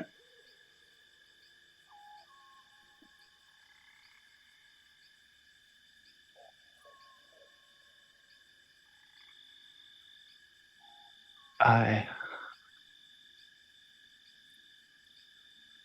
had to give away your token. If you see Soraya, keep her safe. I'm going to see the Emperor. And the Green Lady says that they need to be replaced. Yes, my child, yes. You have done well. Yes, and of course I will keep. And she kind of like smiles. I'll keep my eye on your friend. She is quite prominent here. But I am here to offer you assistance. You are going to fight this emperor. Near this emperor, there is another from our home. A moon dragon that has proven a thorn in my side, dearie. You know how it is. I provide help and some see it as harm. If you can find a way to do away with this dragon, and I leave out that method up to you, you shall have my assistance in the form of your old friends. And you get a flash of a familiar form of a large humanoid with a misshapen eye and misshapen features. My Fomorians would be at your disposal for the upcoming fight. A rightful gift for the rightful ruler of this new world. What do you say? I haven't figured out how to kill them yet, Granny. We've killed so many, but they keep coming back here. The dragons don't want to die. I'm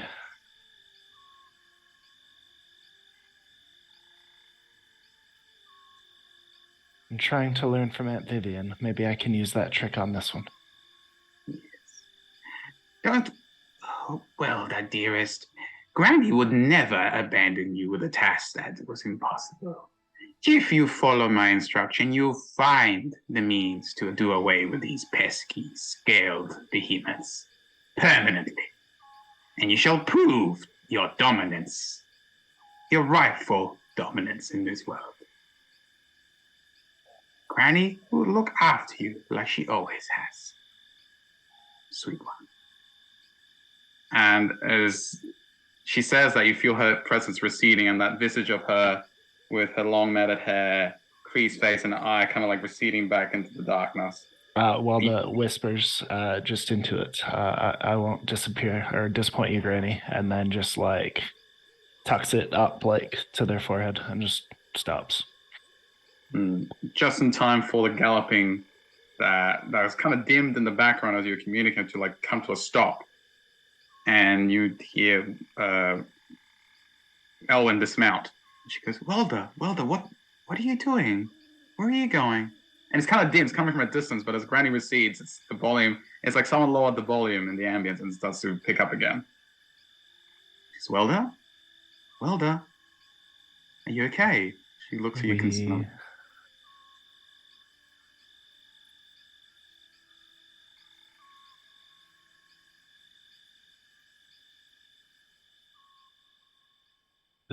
The Green Lady can't find good help. We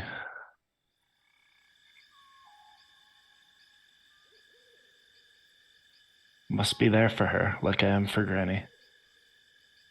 She goes, Granny? Who's Granny? Shima looks at you curiously.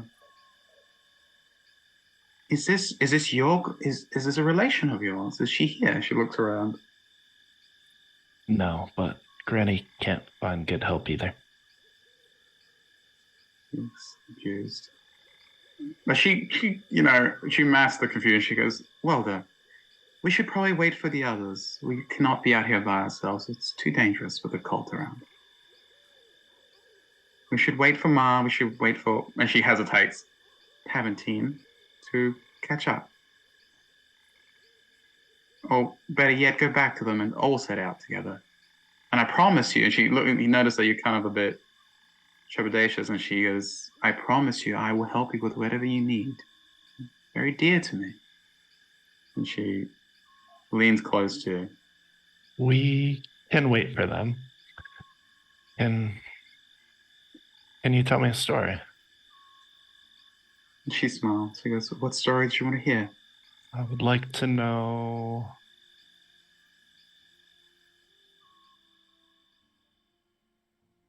what happens to the souls in this place. Or I would like to know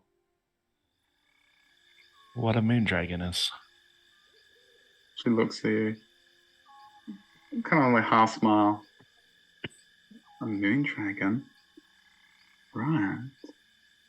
Well, she goes, souls in Abeir, you might have noticed that dragons here are very hard to dispatch. They are tied to the very fabric of this reality. She looks around. Yes. Their magic made flesh. So their souls are immutable and almost nigh indestructible. Energy cannot be, as they say, displaced or destroyed. It can only be displaced. That is the plan. She smiles and goes, as for a moon dragon, they're a little sketchy on them, but I know that they are not they're more native to the Feywild, which is where you're from, right? She looks at you. I have spent some time there. Right. Well, they're quite unique amongst dragonkind. And I'm not talking physically with the crescent-shaped features.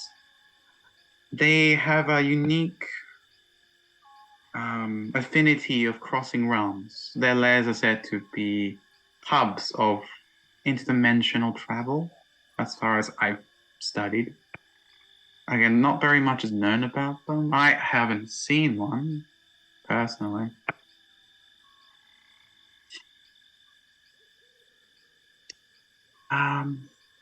Thanks herself. Yeah, she goes, why the sudden interest in them?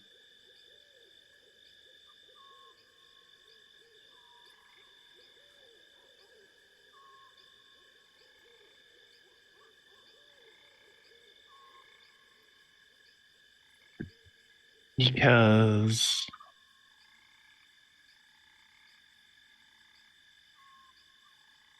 there's one nearby that owes Granny something, I think.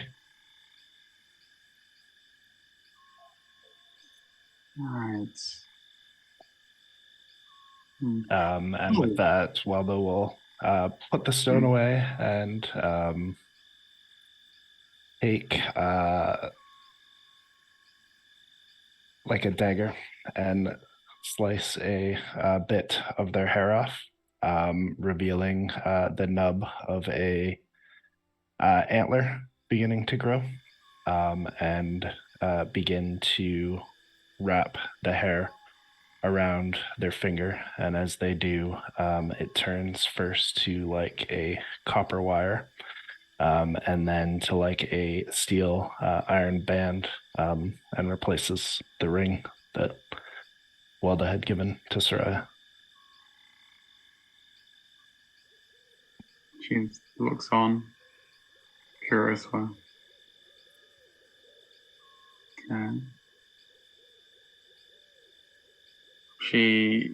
So shall we settle down then? She looks around the. You notice that there's light. It's not as dark as it was before. There's still. It seems that sunrise is not far off. There's the pinkish hue in the air. And then she looks like, what is that? Her curiosity gets the best of her as you do the copper wire. She looks at you.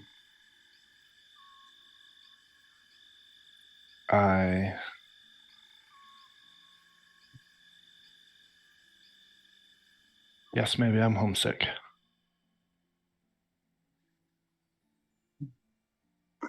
She puts a comforting hand on your shoulder. She goes,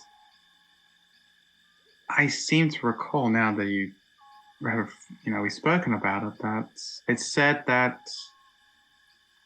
in regards to Moonstone Dragons, that once upon a time, at the edge of the first world, a very clever dragon fled to your home and hid a clutch of eggs. It said that the magic of that realm suffused those eggs and the first Moonstone Dragons were born.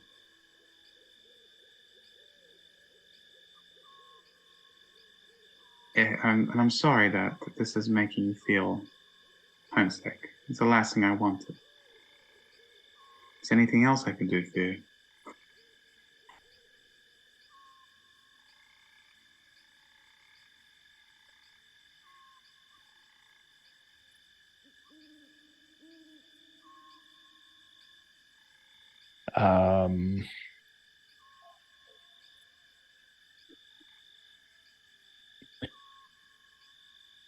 Well, they'll pull out the green dragon statue and just sit with me a while and begin to ritual cast a long version of Enhance.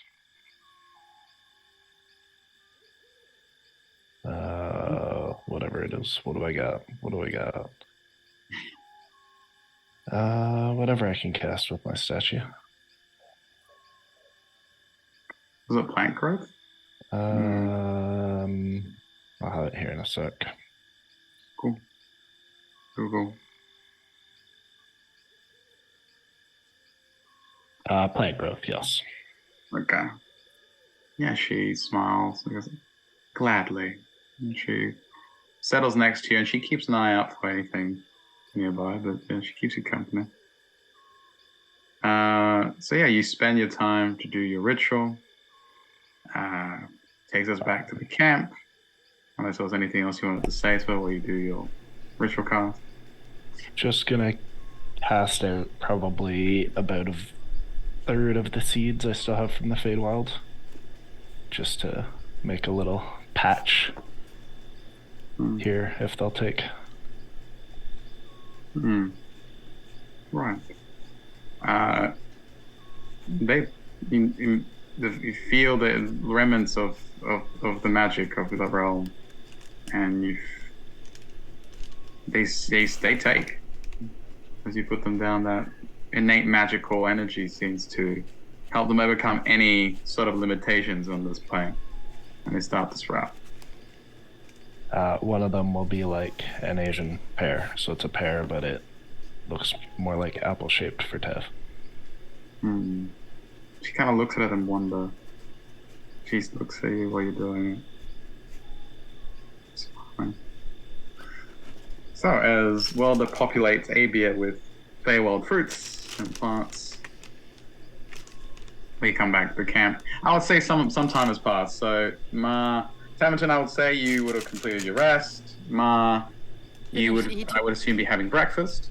Yeah, she finished eating and prepared the horses. Yes. Okay. So, good as his word, Commander Kane himself is cooking food. He seems to have pulled up some rations and he's... How good is it? How good Mar is will it? be skeptical. I mean, so far you've had Tav's Horde cooking and Welda's burnt eggs, so really. Yeah. It's But not she's not bad. gonna make it hard on her. It's But she's gonna make it's it an eight, harder on her. it's an 18 for his, I said it was performance to see how well he cooked. Okay. 18. Not bad. It's nothing special. It's not like English breakfast, but it's like it's nice. It's like he warms up rations. Like he cooks some eggs. There's a bit of ham that is like ration ham, which is not the tastiest, but it's not bland by any means. And he seems to have put like a nice loaf of bread in the plate as well. And he starts handing it out to you. Kind of hesitates with Valorian, kind of settles it next to him because he doesn't take I it. give him a look. He holds it out for Valorian. Valorian doesn't take it, so he just puts it down next to him. And then he goes over to Taventine and he kind of nudges Taventine with his foot. Oh, dude. I was in the middle of a Yes. great dream. Goes, Sir Torful, your breakfast. And he kind of Oh, settles it next to you. these aren't turtle eggs, are they, dude? He smiles. He goes. Ooh, he goes. Definitely. Yeah, he goes. I looks around. Between you and me, I don't know. They could be any eggs. I'll eat the ham then, dude. Skip the eggs. Because that's not righteous. Okay. He kind of looks away. Right. Mar watches that interaction. She looks at Valorian. Should I actually try to ask, what is he? Who is he?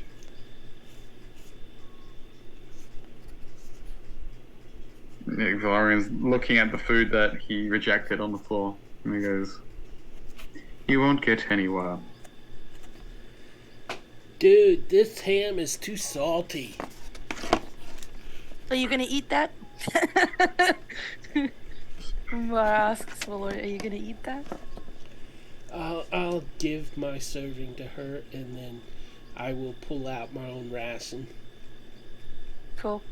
Mar eats 3 servings then. She eats Valorian, Valorian's, hers, and Taventine's. Where's you? Is this point where the commander goes, "Where's your?" He stops himself saying something. He goes, "Where's your unusual friend?" And the lady that was here. I'm right here, dude. They have not. He has to stop himself from getting mad. He's like, "Not you, Sir Torful. I meant the other two." We don't keep everyone on a leash. That's why your men are not good. You keep them all on a leash. But I'm sorry. You do know that you're entering a war zone. You can't just wander in like expecting nothing to happen. He looks around. Didn't. That's why we You did did. what we did. You are. You're crossing into the realm of Escort, which Yes, is that's- a war zone. You are. See, Yeah, yes, we, that's- we- we handled our business, dude. Yes, we did. We knew what we were coming into, and we handled it. but Why do you keep yet, believing and yet that our you incompetence? take no responsibility of what your commanders may or may not be. They could be dead, but they could be prisoners of the Dragon Cult. No. Do Well, you they have can't any idea what we have already faced? Enlighten me. And he's not mocking. He's like, please, I don't know. He starts going. We defeated the dragon turtle. We have become ancient silver dragons ourselves. We have defeated members of the cult. We have defeated half dragons and dragonborns, chosen of Tiamat, whatever he was called. We have defeated the blue dragon. We have defeated. She starts naming. I crushed a fort. She starts naming everything, including Taventine's form. She starts naming everything they've done. He looks at you incredulously. By the way, do mean- you have flour? Anyway, Oh, because it's quite the useful tool. He looks around. oh. I'm fresh out. Sorry. Why? Cookies. He points towards the bread. She looks. What a waste of use of flour on a war zone. Bread? Really? It's extremely flammable. That's how we killed. That's how we, the unusual one, absolutely obliterated a Dragon dragon turtle. turtle. Yeah, it was a painful way to go, too, Okay. dude. Okay, you notice that he's he doesn't quite believe you, but he believes that you believe it. And he goes, okay. Do you have if- any? Okay. Okay, yes, if she just sees give me- that, she'll grab the bread, shake it a little bit to get a bit of flour in her hands, and just do a produce flaming to make it like explode He a goes, little bit in her Yeah, hand. he goes, he looks at it. He goes, why are you wasting? And then before he can complain about you wasting food, he sees the. And looks at that. He looks towards one of his knives. Did you know that could happen? Try. Incompetence. But I can bear with that after I eat. So, do you have a plan? Yes, I Because do. we do have one. But please get comfortable, eat, rest, and I will share you my plan. Also, be ready to find that your friends may or may not be dead. And he walks away. And what's whoa, before you go away, what's the deal with this canaries? Why is that a big deal? He stops like halfway, as in mid stride. Looks at you. Did you okay? How many canaries did you see? And he's like turns around. How many did I see? 7. If No, you can, I know, but did I see all 7? You did. That's what I'm saying. Mars all 7. Oh, okay. She's like, They kind of form like this like ring around him, like a halo. They're like flying. yeah, over she's him. like, yeah, she shows him that she's counting. 7? 6, And he looks 7? around. He gets close to you, and Lauren kind of like reacts a little because he gets really close, like almost in your personal space. He goes, "You should." He goes, "That's not possible." Dude, that's like... That comment's for the birds, dude. Mar is gonna smile, turn away, take 2 steps, turn back to him. She's gonna use her newly found telekinesis thing, Uh-oh. telekinetic thing, and he needs to do a strength save for me, please. Oh. Why are you always doing telekinesis? I don't always do that. I have one character with telekinesis. What are you talking? 23. Uh, He's doing Pushes really well. his hair back. I want this. Come on, this is for effect. I want you to reroll. I don't care. This is for effect. Oh, okay, sure. No, okay, I can do that. No problem. 19.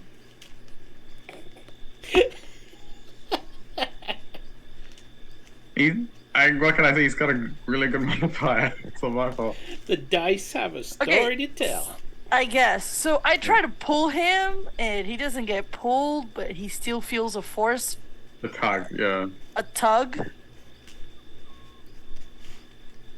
He looks like his. Only his clothes come to her. Yeah, the cloth that, like, the banner that World had changed to demote him, like, flutters a bit, and he looks down and looks at you.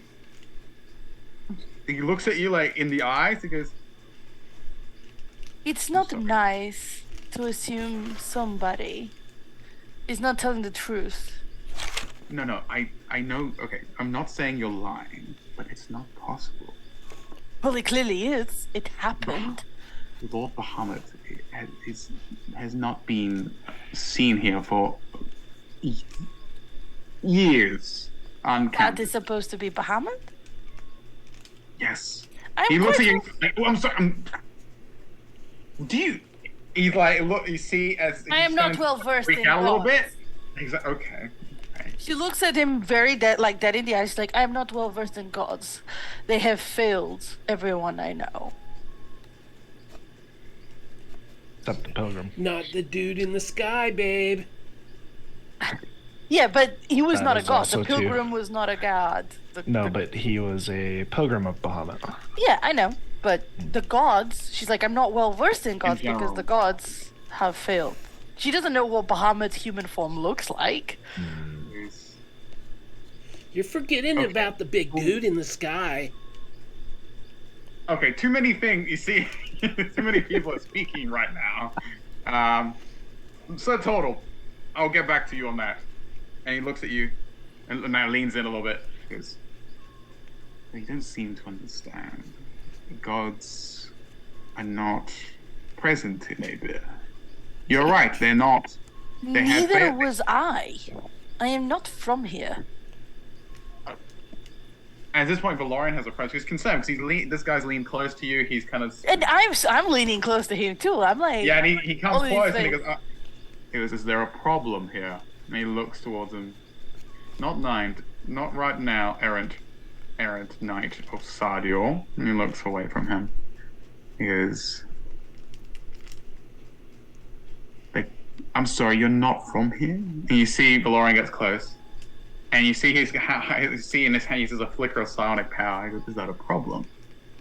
Goes, "No, it's not a problem. It is a curiosity. Where are you from?" Valorian goes, "I'm sorry. I don't think she owes you any answers, does she?" And now he walks and he stands. He can't get between you two because you guys are really close, but he stands right next to you and kind of backs you up. Mar looks at him like, I can handle myself. "Oh, I know. I'm here to finish off whatever is left of him." Good answer, dude. Okay, look, we're getting off. Okay, no. Calm. I'm from the High Forest. The Emerald Enclave, if you know what that is. Silvery Moon? Does that ring a bell to you? Light of the silvery moon. What? He looks at. I don't know. She's saying things to me. I don't know. What are you saying? I don't know of a place of Silver Moon. What are you speaking of? Sword Coast. He looks at Valorian. She's like, "Is she okay?" He goes, Oh my, Toril, the planet. Do you know of a planet called Toril? "I have heard of said." He looks at you. "I don't appreciate the tone. Yes, I've heard of our planet called Toro." So in that planet called Toril, it is a continent named Faerun, which at its center has a forest. Well, technically not. At its most west, is the Sword Coast. And at the center of the Sword Coast comes the forest where I was born, with an enclave of druids that I grew up with. Do you understand the geography of it? Say That's where yes, I'm from. dude. He doesn't give anything away. He's like very poker faced. He kind of nods and goes, And don't "Okay." ask me how I got here. I was looking for a friend of mine, and I stumbled upon this land. All right. No, okay. So that I only recently realized I was not still in Toril. he kind of nods and goes, "Now, I think I understand now." And he seems to be like almost like saying that more to himself than you. So you're from Toro. Right. That explains perhaps why you did see Lord Bahamut. It's kind of, again, he's not really saying this to you. He's kind of looking around. Talking about that, have you seen Talus? A human named Talus. He blinks. "Talus? Describe it to me."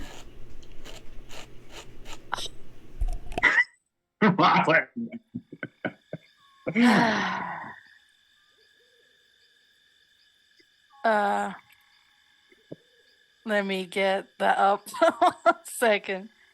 Talus Castorol. Yes. Well, she is a half elf, brown hair, Mm-hmm. short. Yes. She made me this wig. She's a good friend. Quite a good with a pole arm of sorts. Wait, is it short brown hair? Yes. You know of Talis. Where is she? What have you done with her? It's my lady, please. And you see Valorian leans forward and goes, you better answer her questions. Okay, look. You two need... Okay, now he's starting to respect. He was being very courteous and being very patient. He goes, you two need to back off for a moment. I did nothing to your friend. And he looks around. But I think we should discuss this in private. Valorian looks at you. Do I look around? Is Welda coming back at any point? No, Welda... No, Welda's not coming back. Not coming back. They're waiting. Okay. They're waiting for you guys to get your act together. Mar looks at Valorian. Welda like, doesn't move backwards. Mar goes, okay, she follows him to the side. She's curious. It's information on Talis. Okay, he goes towards the tree line. And you see Valorian looks at you to see if he can come as well. Oh, yeah, Or she gestures him to come. Yes. Okay, yeah, so he follows close behind. So I guess you guys move over here. He looks towards the guy, the knight that's nearby, and he waves him away. And he goes back towards camp. So you guys would be around here. Where's Valorian gone? He's up top. Near one of the dragonelles.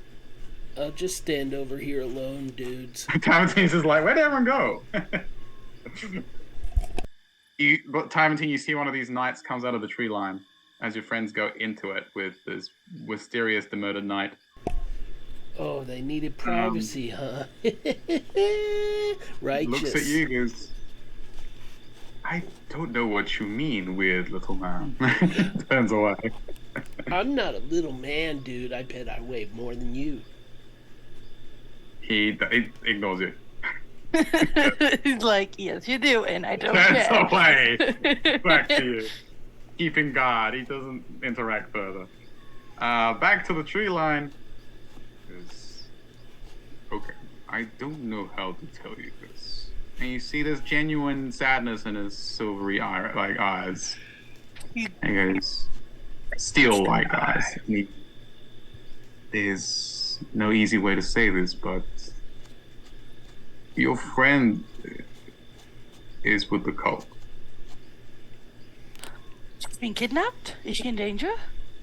I looked around. I wish that was so. I thought at first she was, but she is a wearer of purple. I'm sorry? She's a high-ranking member of the cult. She punches him in the gut. This is the reaction. I saw her wearing she's holed up with Escanamundia up in the fort. You are saying that my friend is with these people? He must have done something to her. Don't believe you. Do not badmouth people you don't know. She turns and walks away. Valorian just gives him a look. She stops at one point and turns back. She saved me from ruin. And she turns. As you're going, he goes, she may have been your friend once upon a time, but she is no longer friend of anyone but herself. And if that's hard for you to hear, then I'm sorry. He turns away and he walks away from. But Valorian's is still standing there. You walked away. Commander Kane walks away, goes towards this dragonborn over here.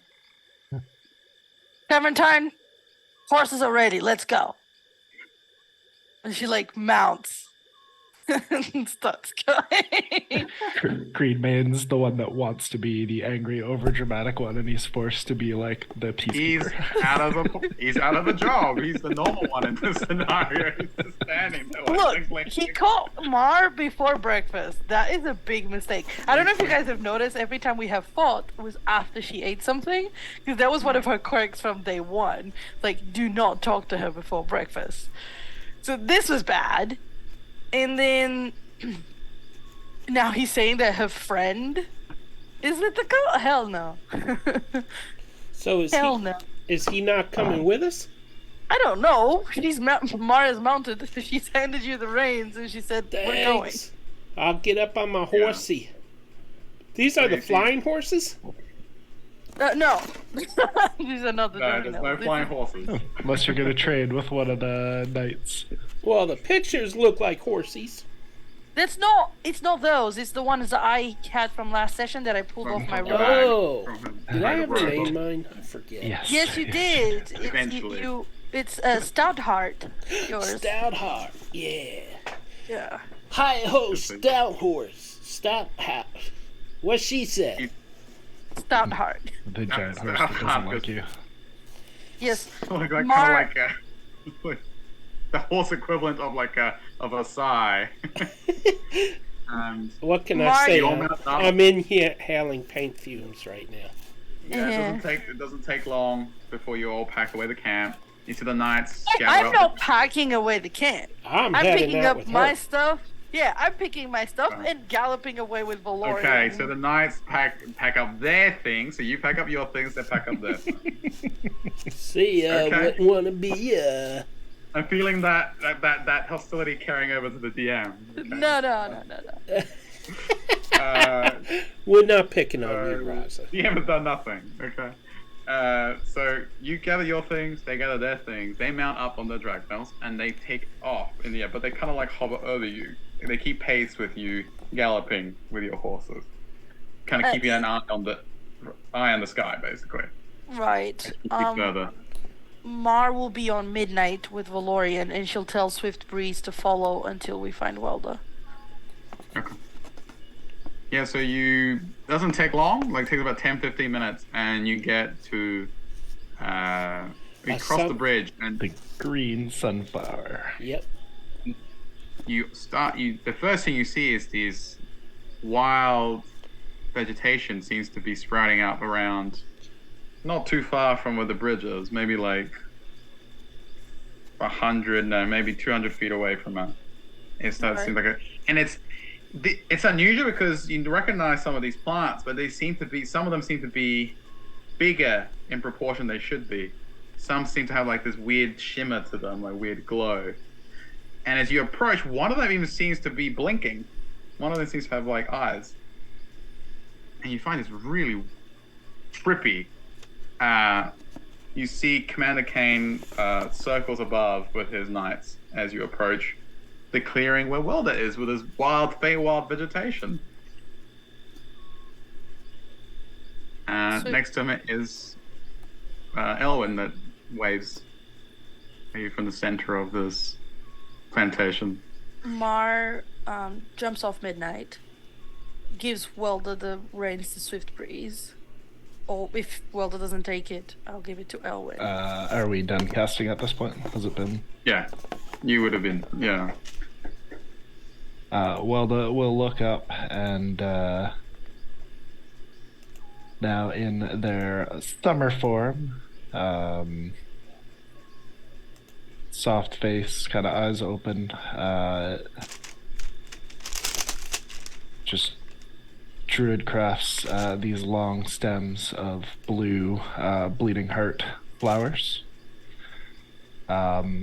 passes them to you.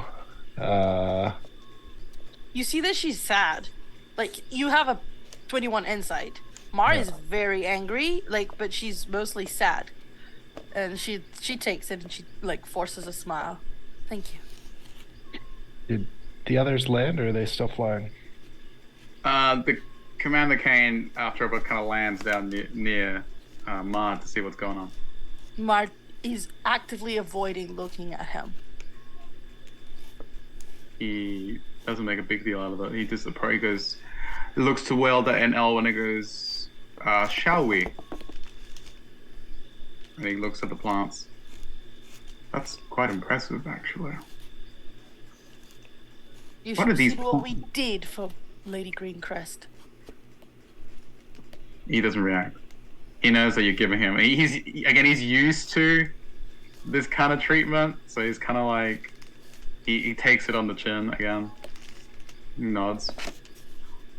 When you're ready, he looks at you, Welder. Well, that just taps on the badge that has turned back to normal by now. It says,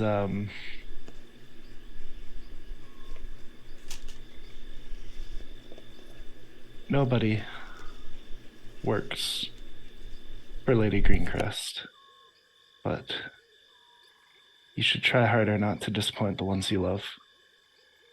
Turns, kind of walks over to Tav's horse, pats him on the shell. Shall we see if we can perma-kill the next one?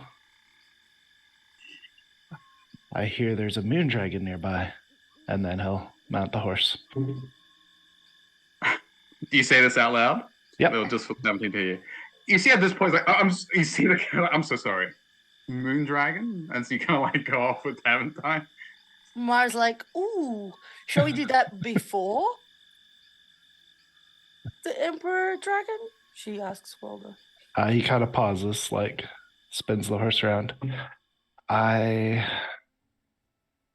still working on how to perma-kill them, but I have an idea. Let's do it. I'm sorry, you kind of like Follow. I'll follow. Yeah, so because Ma, you're the Welder's already gone with Aventine, so he was. No, okay. I turned and paused. Oh, Yeah. Okay. Yes. Are you perhaps referring to Denathra? We told you we don't care The about name the means names nothing. of the ones we're gonna call. Yeah. We're gonna kill. The name means nothing to both. He just looks, kind of locks eyes with Elwyn again and just says, the one that doesn't belong here. Right. We've been trying to get Denathra's aid against Escondidia for weeks, but they never were either not there or they always had a reason to turn us away. So You you have a know where way? they are? Yes, we do. Again, we've been trying to recruit them for the cause. Okay. She looks at him. You'll take us there, and you'll watch how it's done. Welder? So he wants to recruit this one, and Welda wants to kill it. Excellent. and with that, I think it's a good time to take a break as everyone proceeds happily to the lair What of is the going dragon. on here? I don't know, but if apparently my friend is with the cult. Apparently, we're all joining the cult.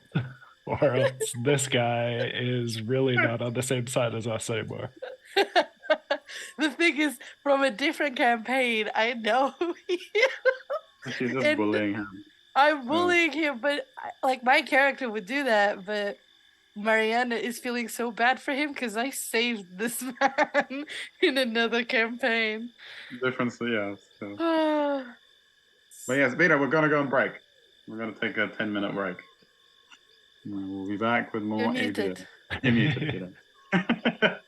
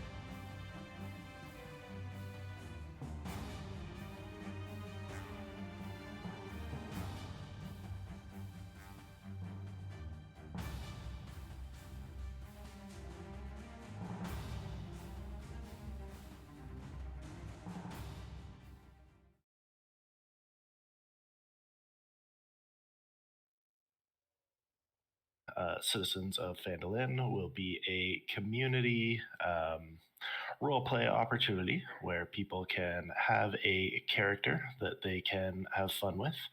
If you just want to jump in the tavern and do some in character roleplay, if you have a character build that is maybe not optimized or considered subpar and you want to try to play it and make it usable.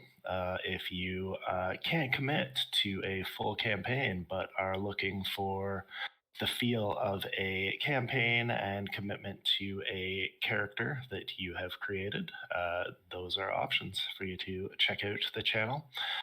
Join when you can, no expectations, and have some fun.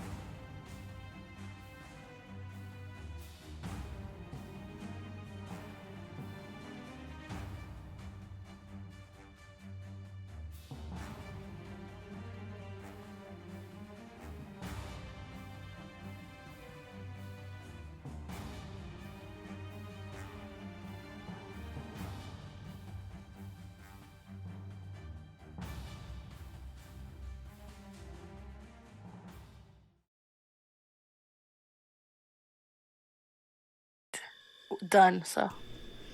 Hello, Are you sure you don't everybody. We're do back. Hello. Oh, Ice cream.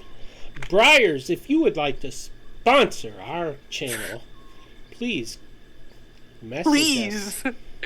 Please. You don't have to pay us. You just have to give us ice cream. It's not really fair that Welda gets to eat ice cream all the time, and we don't. So if you're going to send us free ice cream, contact me and I'll give you all the addresses. Yeah, especially that we're all in different countries. I'm domestic United States. Nanaimo Bar needs to be shared around the world.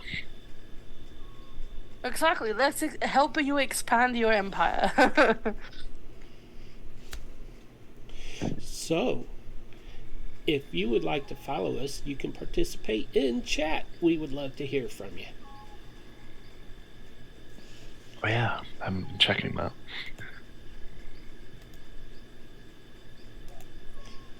Right, DM? The DM, yes, the DM, right? So, I do believe we left it off with news of the Moon Dragon that has surprised Commander Kane. I believe he has been charged with leading you to this Moon Dragon's lair, so that's what he's going to do. We don't want to go directly to the Moon Dragon yet. Oh, you don't want? I thought you want. He's confused. He goes, "We're not going there yet. You want to go to Nazitel first?" No, we need to know how to make sure that they stay dead. I don't know what that means. Where is the black dragon? I don't know. He points at Taventine. Ask him. He's an egg, because they don't stay dead here. Yes, I know that.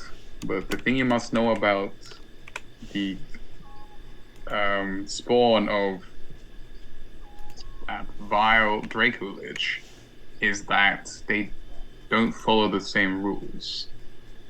They have ways of prolonging their lives. Yes, they could revert to eggs, but they've found ways to circumvent that. And this report of Resmir coming in and taking his body away is very troubling. He looks at Taventine. If that's what happened. So we deal with that problem first. Well, yes, I was of my mind to lead you towards Nazatar.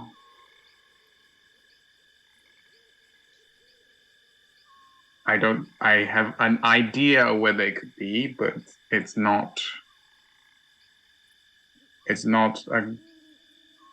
Your sure. ideas have got you nowhere, and I turn to Greenmane. He looks. Bad conclusions is what your ideas have gotten you to.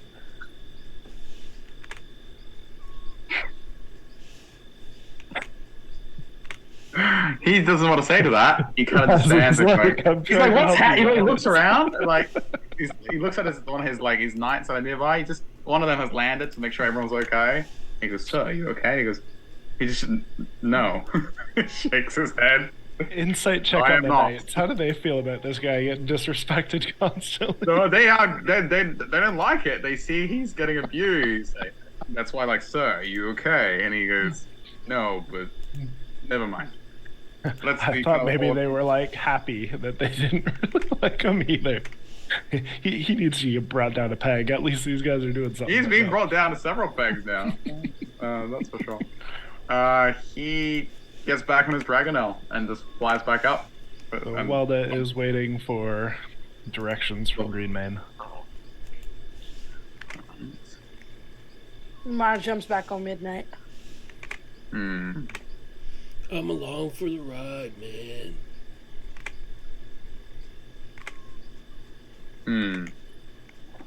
He looks at Welda does not think that they are strong enough to kill this moon dragon yet, so that is the hesitation.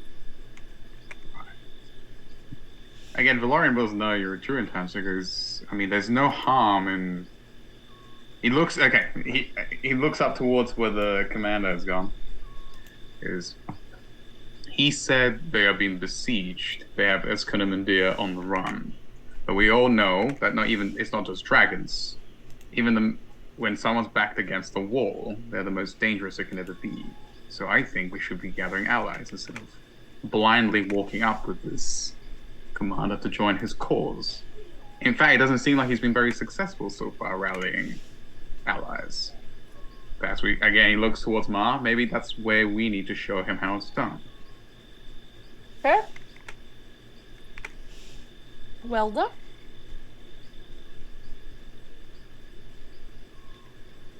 We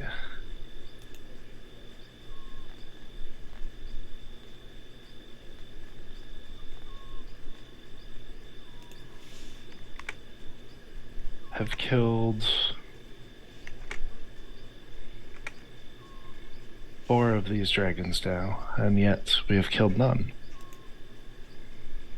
This is true. Can't move forward until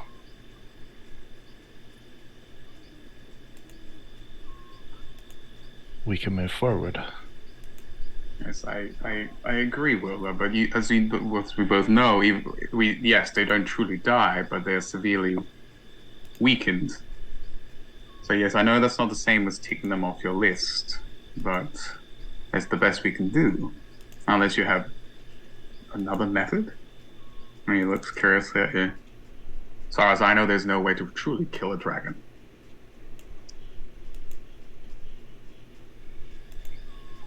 And it was up to us to find one. And well, start trotting forward, I guess, again. And funnily enough, you seem to know where you're going.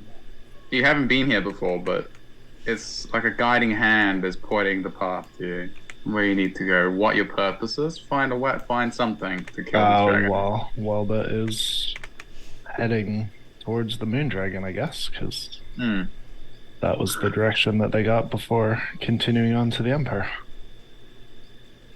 Because the help does no good if they've already dealt with the Emperor. Right. Yeah, so everyone everyone looks around and kind of follow Walda's lead.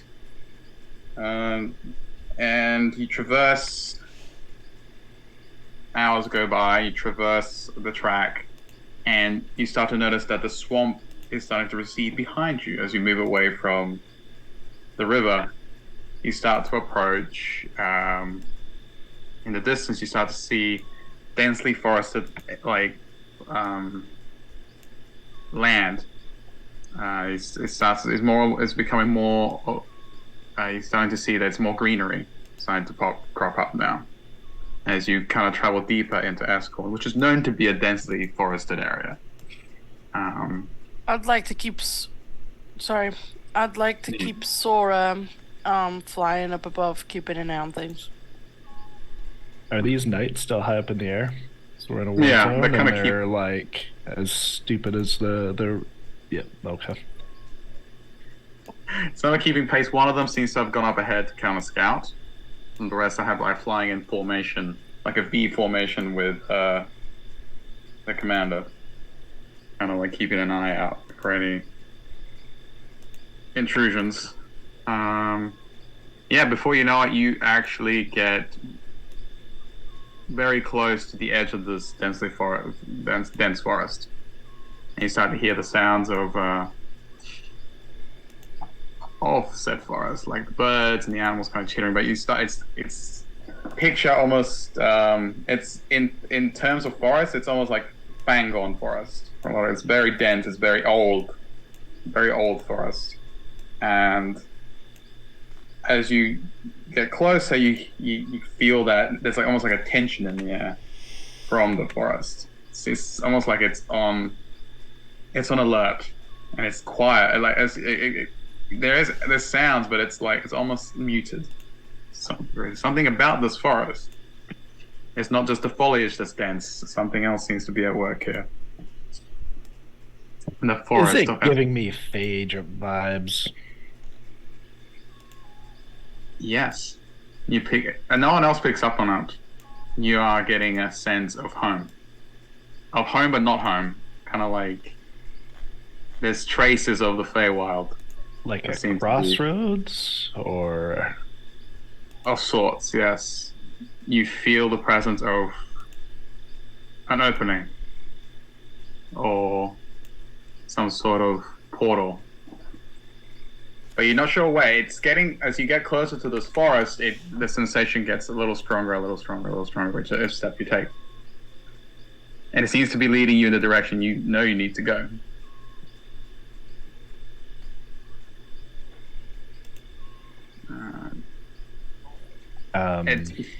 Yeah, go ahead. Are we on a path? Should we be ditching the horses? Are we not in the forest yet? You're literally you're coming on down the path, winding towards it with like grassy plains around you now, and now you see there's like a large, what once was a beautiful, elegant archway seems to be a bit run down with like it used to be a white arch, which seems to have like draconic inscriptions on it, and you see now there's like ivy and all kinds of plant growth placed over it, like kind of growing down. Seen better days, but this seems to be like the entryway, and you see that the path seems to wind in towards into the forest. Very similar to almost like Mirkwood in a sense. Like it's the path seems to lead deep into the forest, into the stifling dense trees.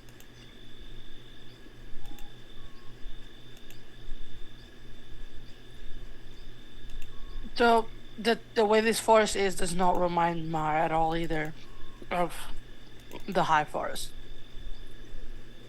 I like that. you. Do me a history check with advantage, and I'll tell you how much you pick up on that. 22. It's weird because you've never been to this forest, and yet it feels like you have. It's like a sense of deja vu. Some things are similar, some things are different. Like, the look of it is similar, the feel of it's not, but at the same time, certain scents in the air of the trees, of the fauna, the flora, it's familiar, but yeah, it's Right. weird. Okay. You do get high forest vibes. I guess in your mind you can say this is the equivalent.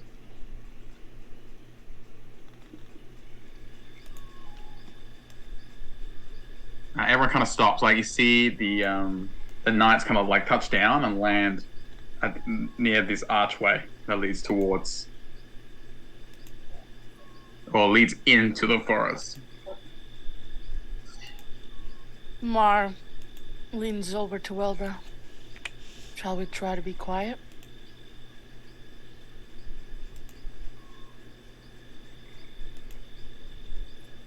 How long have we been traveling?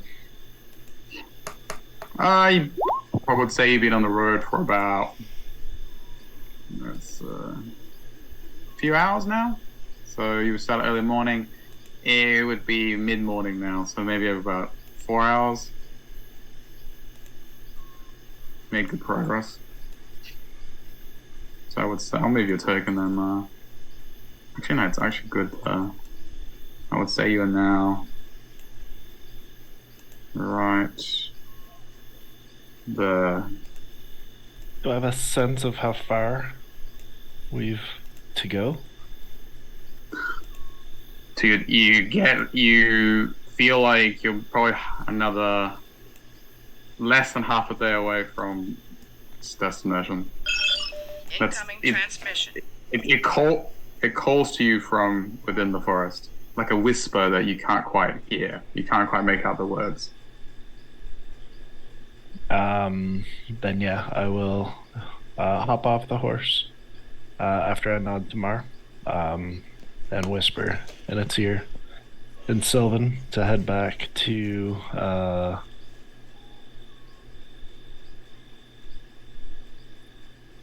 the place that Alwyn and I made, and refer to it as home. For the horses? Yeah. Mar will pass that on to Sora and then tell the horses to follow the. No, The well, bag. that doesn't speak Draconic or read it. Does it look like the forest is trying to reclaim that archway, or is it just like more of a settlement that's just fell into abandonment or something? From what you can see, yeah, it's fallen into disrepair. Your connection to forests and such areas allows you to perceive that this forest is alive. Like, there's a certain sentience to it, and it's not just a connection it has to the Feywild, or maybe that's connected. It's more the fact that, yeah, it seems to be. No one seems to govern this forest, really. It seems to govern itself, or at least trying to. A certain sense of. A certain sense of reclamation. You do notice that the archway is not it's not in the tree line, but yet these plants are snaked out from within the forest, and the vines have started to climb up and over it from within. Well, they'll kind of cup them gently in his hand, press his forehead against them, and cast plant growth and help them entangle the archway completely, and then step through it. All right. Everyone sees to do that, and immediately the archway is completely encompassed in I assume you're making more vines grow, or are you adding some other sort of fancy Just one? the quickened plant Yeah, growth, like- so it just makes everything go whoosh. Enhances it. You see the vines completely cover it and Mara wrap around. asks. Mara still asks if you want help because she's always got that prepared. No, it's not the long version, just the It's just the quick love one. tap. Yep. Yeah, she was about to be like, "Do you want?" Okay. And he sees that you see the vines immediately grow out and like completely cover it and wrap around it. Well, the steps into the darkened gloom of Asgorn Forest. So, everyone kind of looks. You see Willa walk in, and Elwyn looks at everyone, and she goes, "Well, let's go." And she smiles to everyone. I hope no one's claustrophobic. And she smiles, and then she follows Wilder into the foliage. The horses have indeed. They before you left, Wilder, they nuzzled you and Yuma, and they made their way off towards go down the path towards safety, towards home. Well, do you like fire? Wilder's gone in. Do you follow Wilder? Yes, I do. I do too. I'm just trying to find because I saw it. Aside from cooking, you haven't really seen Welda do much with fire. Although I think in this form they lit somebody on fire previously from their Yes, Fey so- teleport. Mara asks you, do you like fire?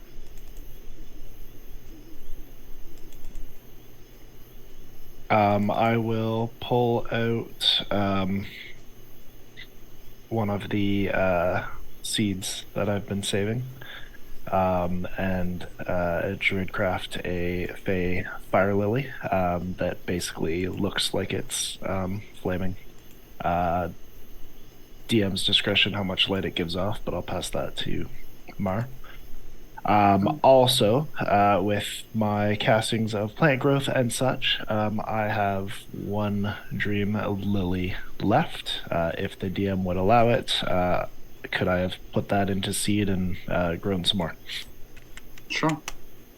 Excellent. Then, Then, depending on how many of those I have, I will pass them out to the group, and this will be a very trippy trip into the Fey influenced forest. Yes. Mar I would say that the have- light has it's the same properties as the light as the cantrip. The same kind of light that emanates from it. Mar will look at your. Do you have a quiver for your arrows? Yes. She will be like. She points, touches the quiver, and you see that your arrows start to glow. All your arrows will do 1d6 fire damage. Extra.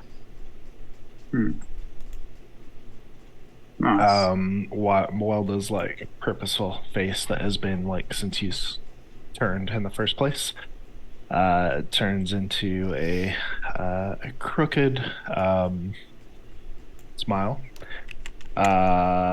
What's Mara's insight? 15 passive. 15. There seems to be a wildness, almost like a youthful thrill of the hunt that is starting to show in Welda's eyes and face now. I just reread it. It's not all arrows. It's up to 12. But still pretty Okay. good. It's 12. It's up to 12. Yeah, I think I'm down to like, I don't know how many. Where's my quiver? Okay. It's like half of them. Yeah. So, yeah. Mars made you flaming arrows. And she will continue to follow. So yeah. Actually, no. She will Mar will transform. Now that she can fly, Mar will transform. Oh, no, she can't. Would you say that when we were waiting for Tavantine to finish his long rest, did I have enough time to do a short rest? Sure. Okay. You guys took a while. Yeah. Okay. Blame the turtle. It's just okay. That was just for wild shapes, really. You said D6. Yeah, D6. Extra D6 of fire damage, and basically Mar will transform into a blood hawk, Ooh. and she'll be flying up above, trying to get a sense of anything that seems out of place, that seems unusual, or any clues to anything she's It's looking for. Feywild influence florist, and you are on Dream Lily. It all looks different and out of Yeah, the no, but ordinary. there is still a pattern. She's trying to look for some things outside of it. Yeah, so as you fly over, so you're like flying over the forest, right? Or are you No, I'm flying flying below the within canopy. the canopy Yeah. and over them? Right. As you kind of look around,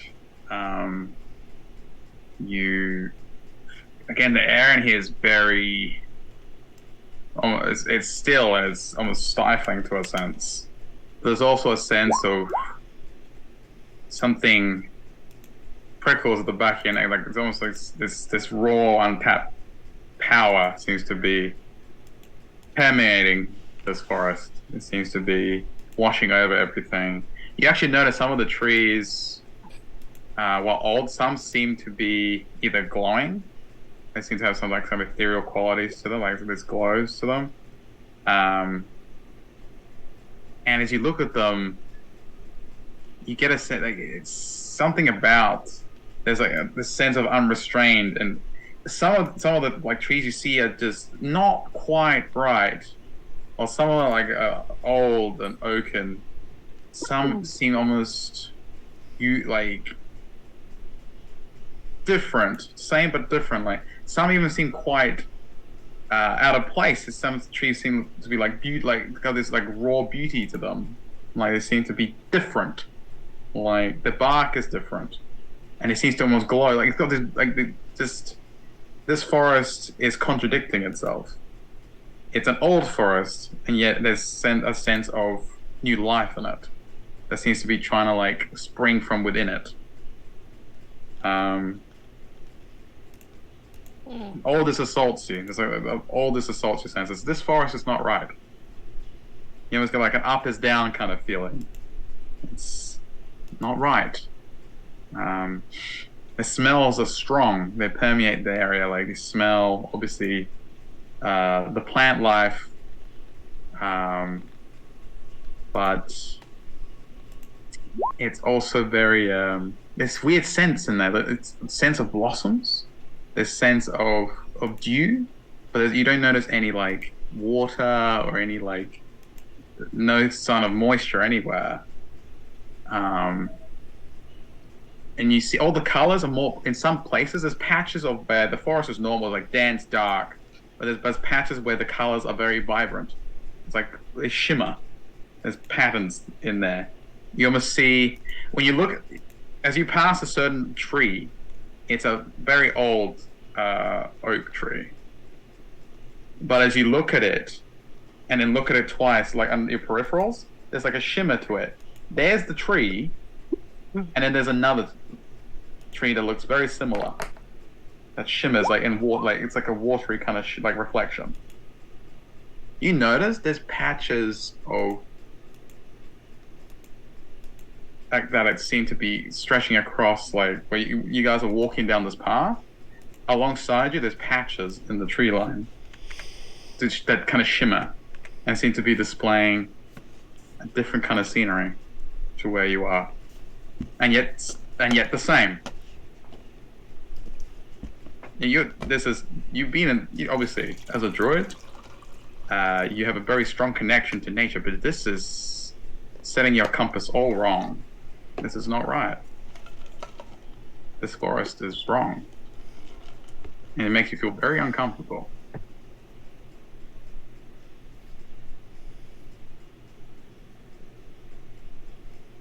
Everyone is on guard. You all sense everyone's kind of like feeling that unusualness.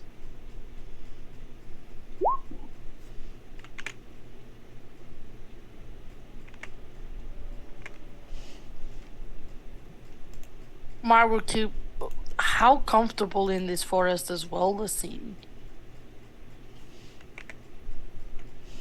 I mean, I don't think Welda's trying to hide it. So what does Welda look like? Because if Welda seems any bit more comfortable than she will defer decisions to Welda. I don't know how comfortable or how... Does it She's very seem that uncomfortable. weird to Welda as well, or does it seem...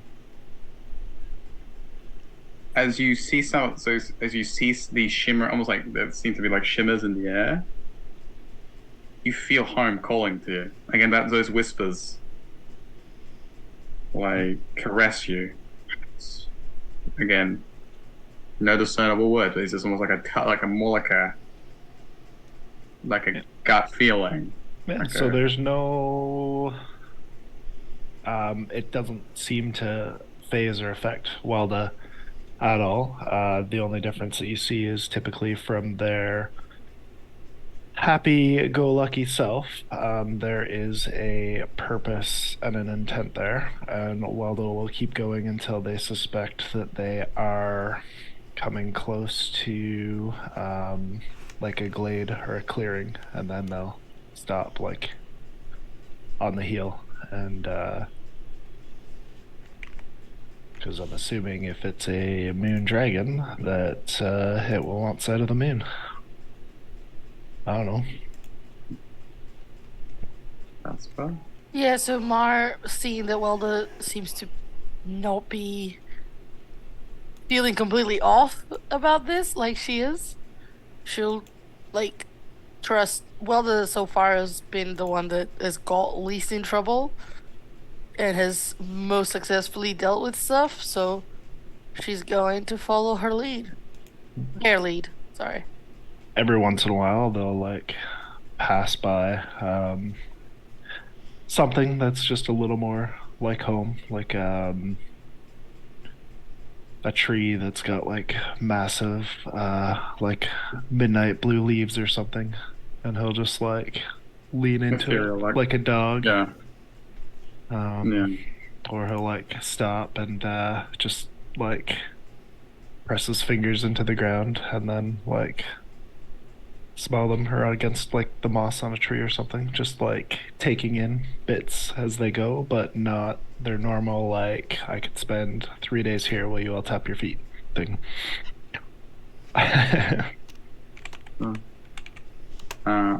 Ma, as you kind of also take this all in, and you notice that again, Weldis doesn't seem to be that phased. What adds to your sense of wrongness is that you get the feeling you're being watched, and as you look around, and also Tavern, you get that same feeling. So Tavern, you swear that you turned to look at like the tree line and you saw like a face in the trees looking at you. Whoa! Did anyone see that? There's something out there. DeLorean's kind of scanning. Getting a death stare from Balder right now. This place is spooky. Something's watching us. I don't like this place. As you say that, you look around, and in the tree line you see one of the trees creak towards you. When you say, "I don't like that," you feeling that sense of dread. Its branches seem to creak and extend like its branches towards you like claws. And it's like it's reacting. You all notice this. It reacts to Tav's emotional distress. He says he's I run back through and it leans towards him, and the tree's features almost seem like it's got like these dark hollowed eyes in the trunk with this widening grin. What like druid craft, just little like static sparks at the tips of the branches, and then turn and start walking again. As he does that, it reacts and it immediately reverts back to its. It was one of these beautiful Feywild-like trees with the blue glowing leaves. It kind of reshapes itself as it reacts to Welder's state. Whoa. Thanks, Will. This place is in a constant flux. Ma, you note that, and Weld obviously knows. And Taventy, you don't know what's going on. Not at all, Welder dude. has some sort of connection to this place. That's all you know. How dark is it? Oh, would it almost be completely pitch dark if it wasn't for the lights that Welder handed out, I believe. Oh, okay. It's again the same properties of light. So even as you got your little light that emanates at least bright light within a 20-foot radius, at some parts its darkness is so oppressing around you that it compresses that to almost 10 feet. Like the darkness itself seems to be almost trying to like push in on the intrusive light. Okay, what I would like to do is I would like to take out a ball bearing and my slingshot, and I'll cast light on the ball bearing and then shoot it way over Welda's head past him so that it gives us a beacon of light to work toward. Okay, so you throw it, and one of the branches snaps out, grabs the ball bearing, and pulls it into the tree line. Oh. Well, that's not good. I'm just gonna walk behind Welda then and like really uncomfortably close to his back. So close that his bow keeps poking me. Better than close enough that something of yours is poking me, I guess. Whoa, hey. I swear that's my shield. Big pointy for a shield. Yeah, no, if you can keep up, you're welcome to stay on while the seals. Mar will keep flying nearby. I think I can keep up with you, right? Flying? Oh, we would definitely be able to, unless these branches are going to laugh out and grab you. How fast are you? Only 30, but we're stealthing, and it's in a forest, and you're Tav. Oh, That's true. that is very true. Let me roll stealth again. Oh my gosh. 14. As a bloodhawk, I'm not bad. really stealthing. I'm just flying, and if that's odd, then Only odd because the Bloodhawk's wearing a wig. does not. The wig goes into it with me. Stars purple and yellow and blue flowers. Poking out from between the feathers.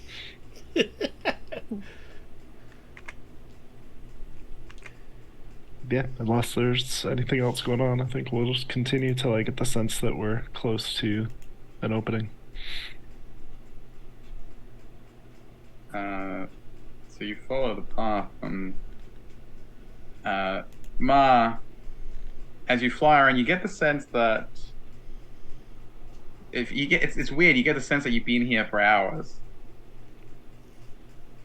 but it can't be right. You only be here for like a moment. Oh, if you look around at everyone, you see, especially the knights seem to be more affected by this. They seem to be tired. It looks like they've been traveling for hours, and you only been here for like 10 minutes. You notice that? Like, one of those. I'll go to like pull at their hair. Oh, the scales. The Dragon Ball. No, the commander. Oh, the commander. Okay, I thought you meant the other one. And he I have looks nothing around. against the other guys. They just have He a bad seems leader. okay. Oh, Not so okay. much. Oh, they are the ones that are affected. Yeah, they're like, sir, we've been at it for hours. Can we rest? And he looks at him and goes, "You only been here for 10 minutes. What is wrong with it's weird." Welda does the Floki laugh from Vikings. Yeah. He knows something they So don't like know. Aaron jumps at that, like looks in his direction. We have not been here for only 10 minutes. Right? Above table, like, we have not been here for only 10 No. minutes. It hasn't been. It's been more than that. Yeah. But he feels like it's only been 10 minutes. What another person feels like it's been hours. And you go, no, it's been like half an hour, maybe more. Maybe not that long, but not 10 minutes. Right, that's the effect. Gotcha. When Welder does the hee, you hear that echoes.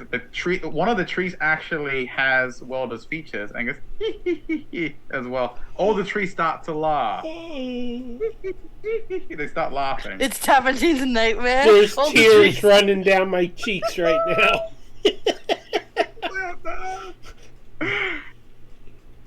I'm about to pop in my shell, Welda.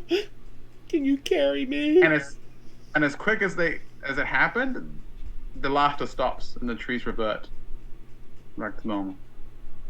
Can Mar try to fly up out of the canopy? Go ahead. I'll try to do that. Welda, I think that bird ate Mar.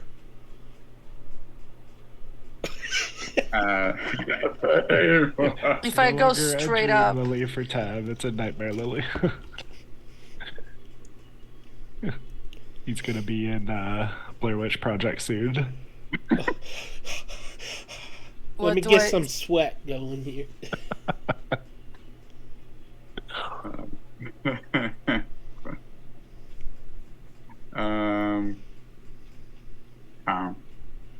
As you fly up towards the top of the canopy,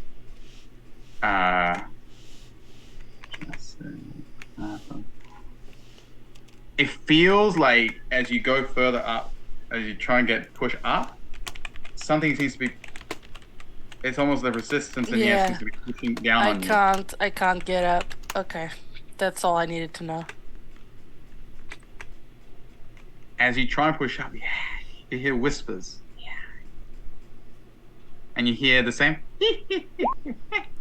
Welder kind of laugh as you fly up and unable to fly up. It's almost like a pool of like it's very oppressive.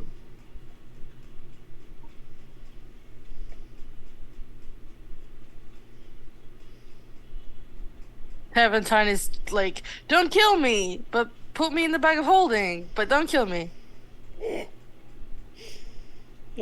Just my head poking out, okay? As you look up in the darkness, you see the weirdest thing. As you try and gauge and you notice you can't push further without really struggling, you see out of the darkness, you see these little hearts like pop around you. These little like blue kind of hearts like swim around like a halo above you. Like a heart? Yeah, and it's being carried by this swift breeze. There's like a swift breeze, completely out of place. Bless you. Thank you. Bahamut bless you, my child. I know. It's Bahamut bless you, my child in this game, Peter. Yes. Dude, So yeah, bless you. the dude in the blue. Yeah. When Mar can't seem to get up, that definitely makes her uncomfortable. So she's going to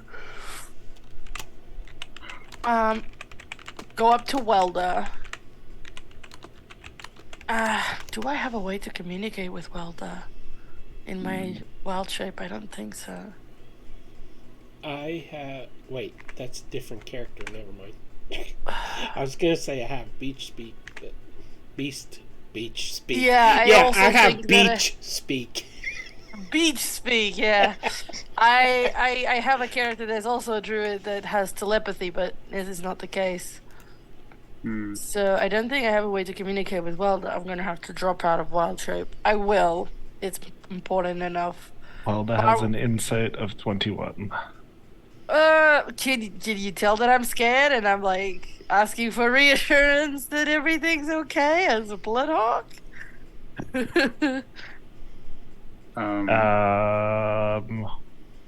Welda will Druidcraft some wind and send it upwards with their whisper in Sylvan.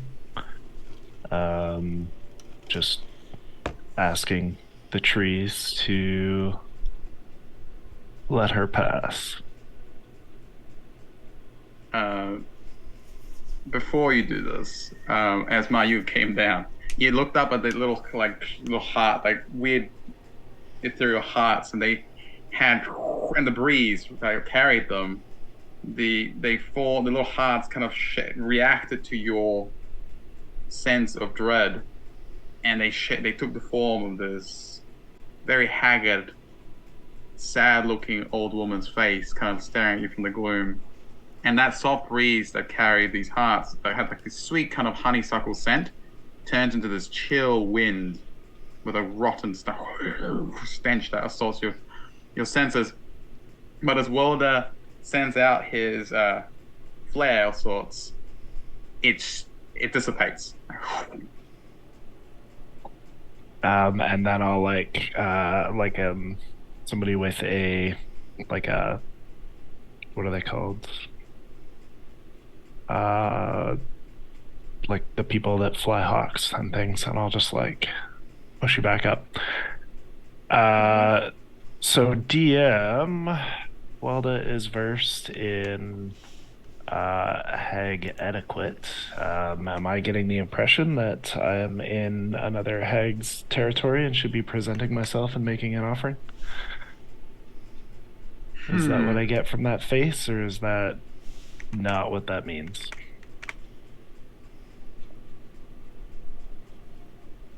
Because as a hexblood, I would know immediately before I step into another hag's domain. There's certainly a familiar sensation about this. There's certainly a powerful presence at work. Feels similar. More like going into like an archphase territory type thing than an actual hag's domain. Yes. Okay. Of course, it's of sorts. Yes.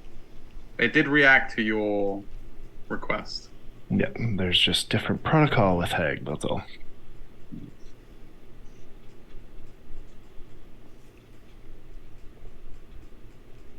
So, after that, can Mar fly up above the trees then? You fly and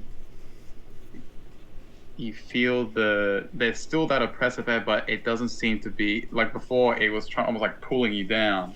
It now kind of seems to like part way for you, like an air corridor. You kind of fly up, and you manage to get to the foliage. But as you fly up, you notice that it's really dense and thick. Like you're no longer being pushed down, but it looks almost improbable to push through unless you really like chop your way through the foliage and the canopy to get to the other end out of the forest and then to the air. It's almost like the forest itself does not want you to leave. Right.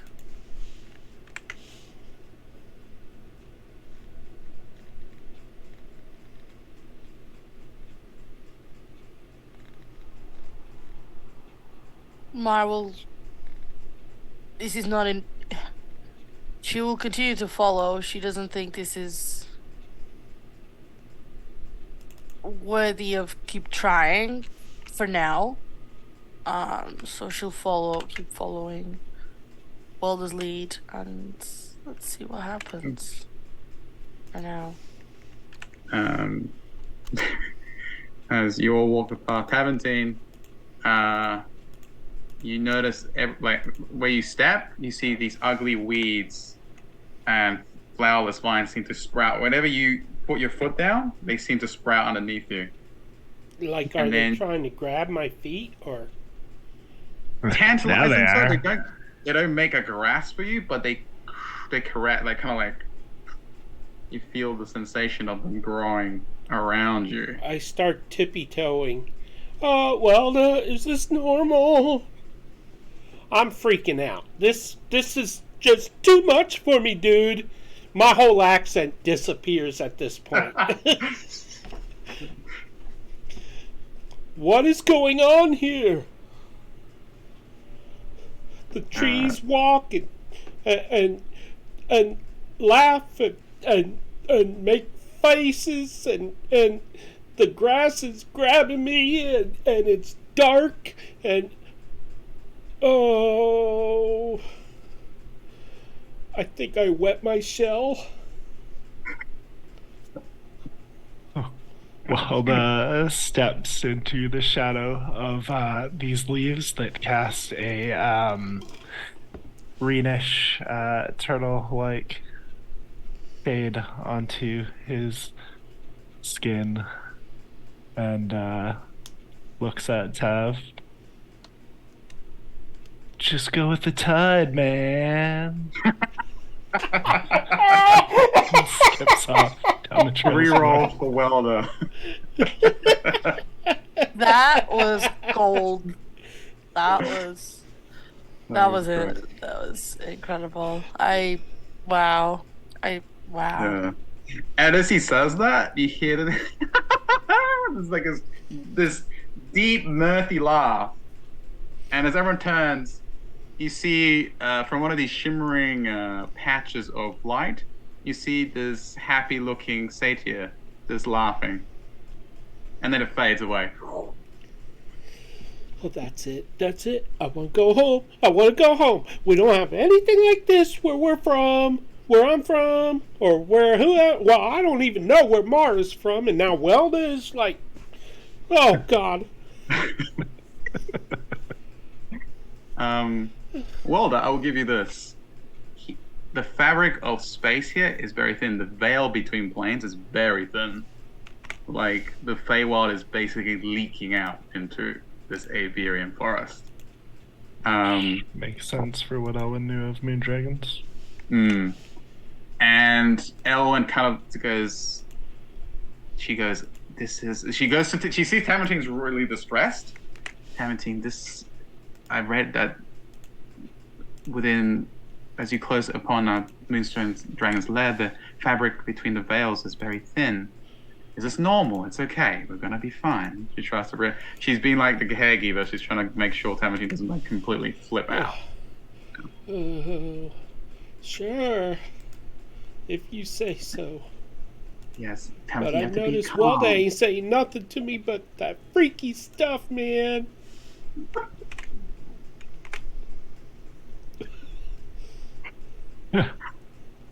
Because Tamantine, think positive. There's tales that things in the Feywild reflect emotion. If you react negatively, you would get negative reactions from your ambience. Peace. So they're enemies? They're enemies?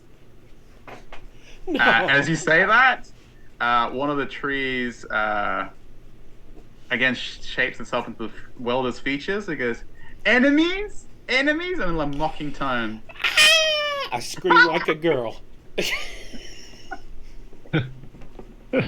I can't really scream that way. It just stops and shakes their head because clearly the stealth is gone now.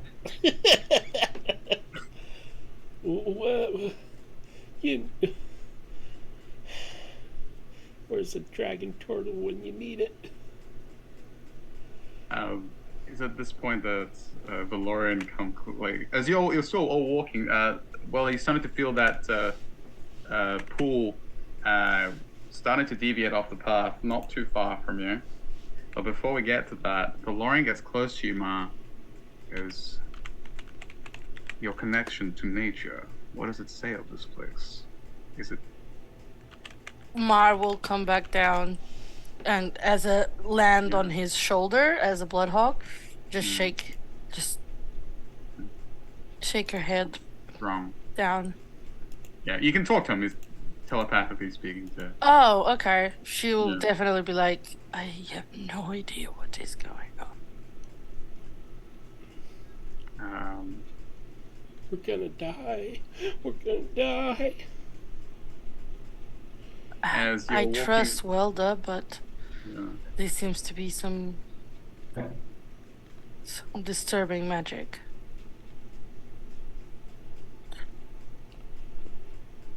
Someone hold me.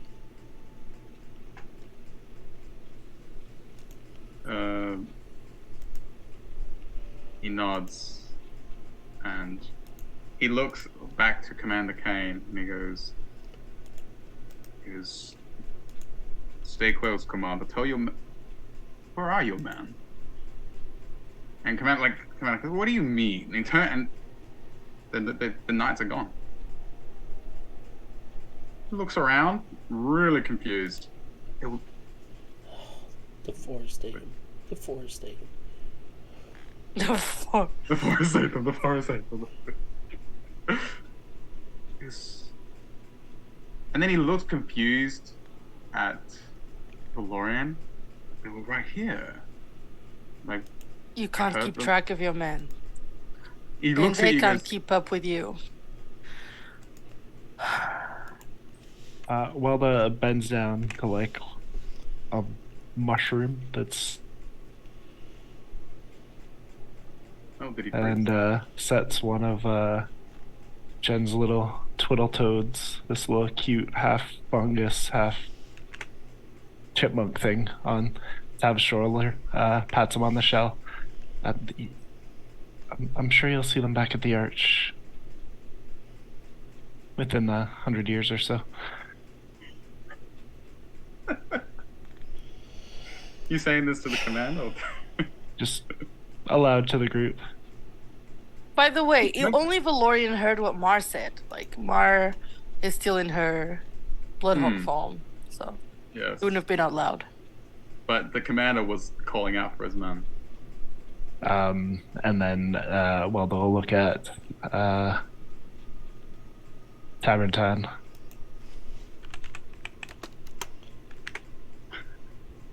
Taverntine, are you in your shell? They're all friends here. It's just having some fun. Just, you're having fun. The trees are having fun. The grass is trying to grab my feet. Are you not having fun? No!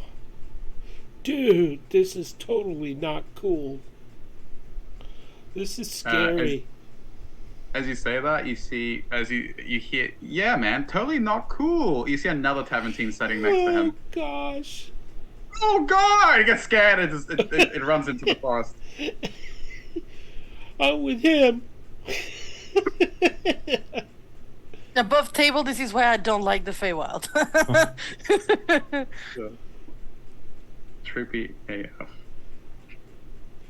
I don't know what to do. Well, their shoulders kind of shrink. As he turns, thinking to himself that Tav's about to get lost too. I'm not going anywhere. I'm not leaving your side, Welda. You and me, like this. Just hold Welda's hand.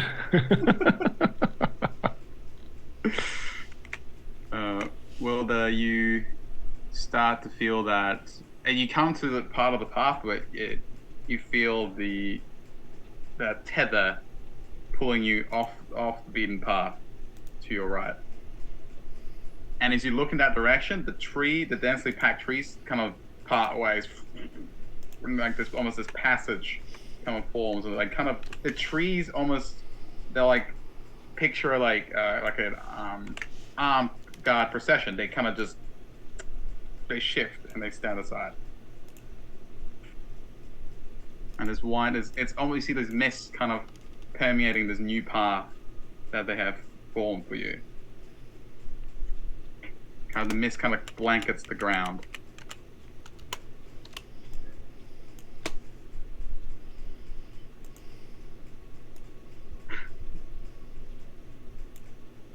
see everyone pauses. You stopped, and they see this as well. Well, now that the guards have fallen asleep somewhere, does anybody else seem like they need a rest or anything, or does everybody else seem to be ready for anything?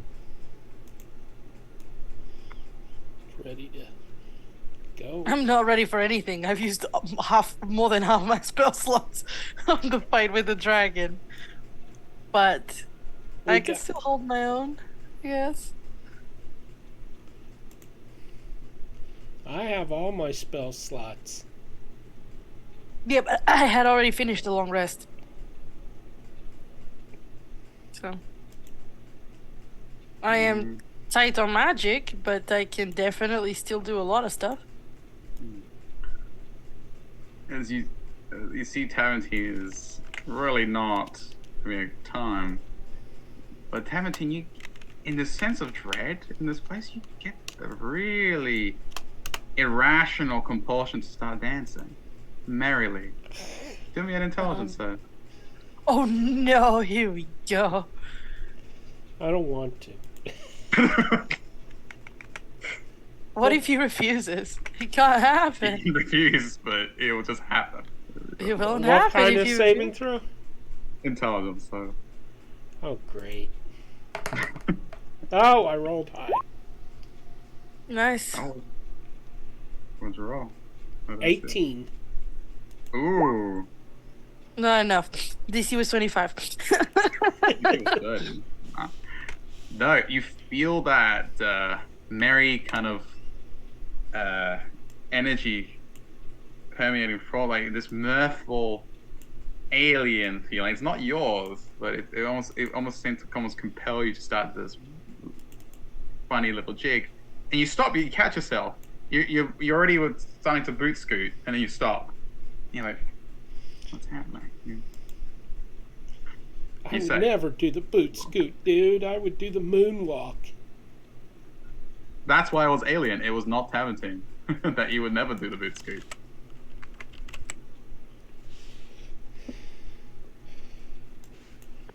You're from a freaky place, Wilda. That's all I got to say.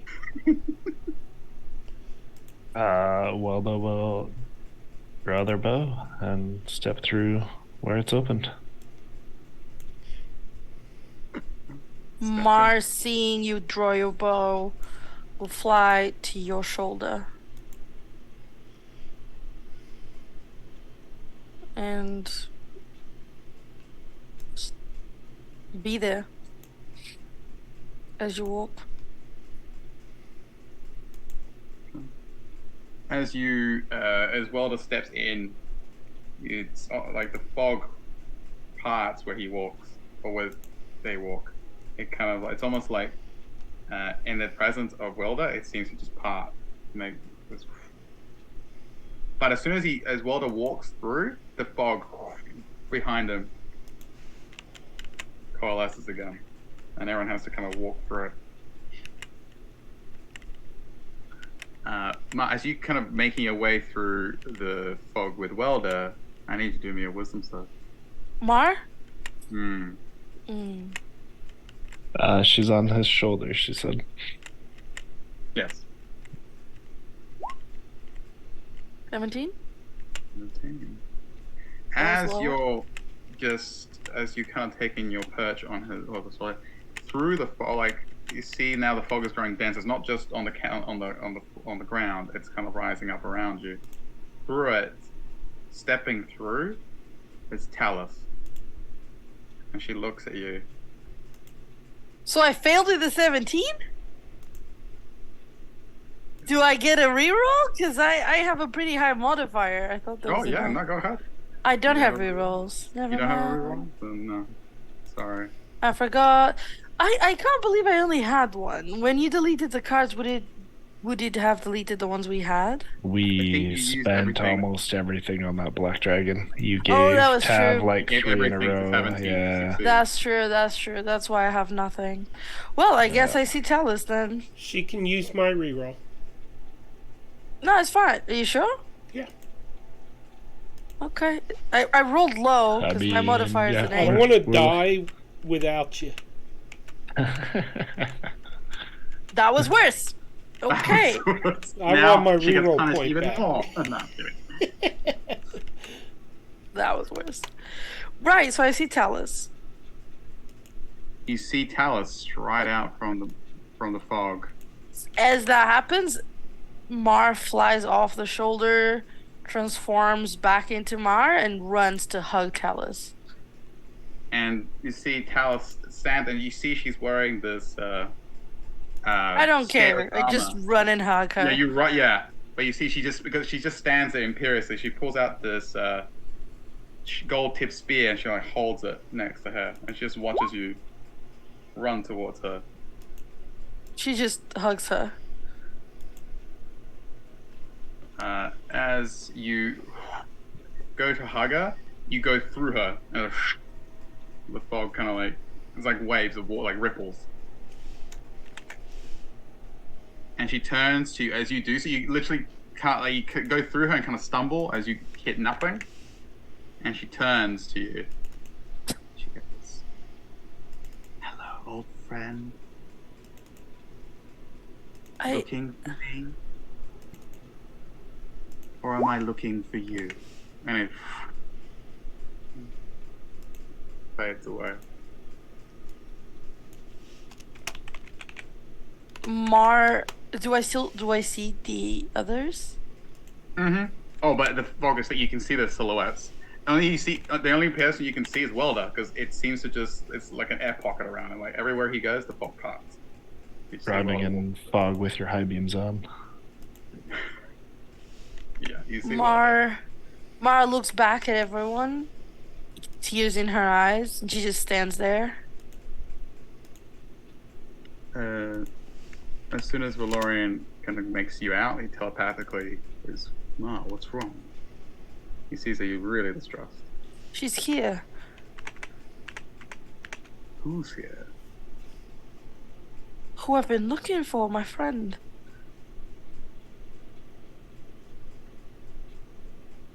He is alright. Talus is here. Now he kind of like makes his. He tries to make his way past Welder, but he has to push through the fog. He has to cut through it, and he gets to you. Stands. He's like a blind man. He's kind of feeling for you until he kind of like you feel him like patting you down. And he holds, and then when he knows that it's you, he holds your shoulders. He goes, "Then we'll find her. Where did you see her?" Here. There. He looks around. Where? She disappeared. She spoke to me and disappeared. It's at this point that pretty much everyone else is catching up, and you hear someone else approach. And Welder, I assume you're still walking at your normal pace. Through the air pocket that Welder's creating, you see briefly you see Elwyn pushing away past. Welder looking at him, seeing he's okay, makes his way towards you, Ma. Again, feeling for you as the fog kind of closes around her. Who is feeling for me? He's still not on my shoulder. No, I I left. So when I saw Talus, I left, transformed back into Mar, and ran to Talus to hug them. You see Elwyn kind of goes, "Dear, are you okay? What's wrong?" She's here. I saw her. I saw her. She's... Ma, listen to me. This is the dragon. This is not real. She points to the fog. You're seeing things. It's not her.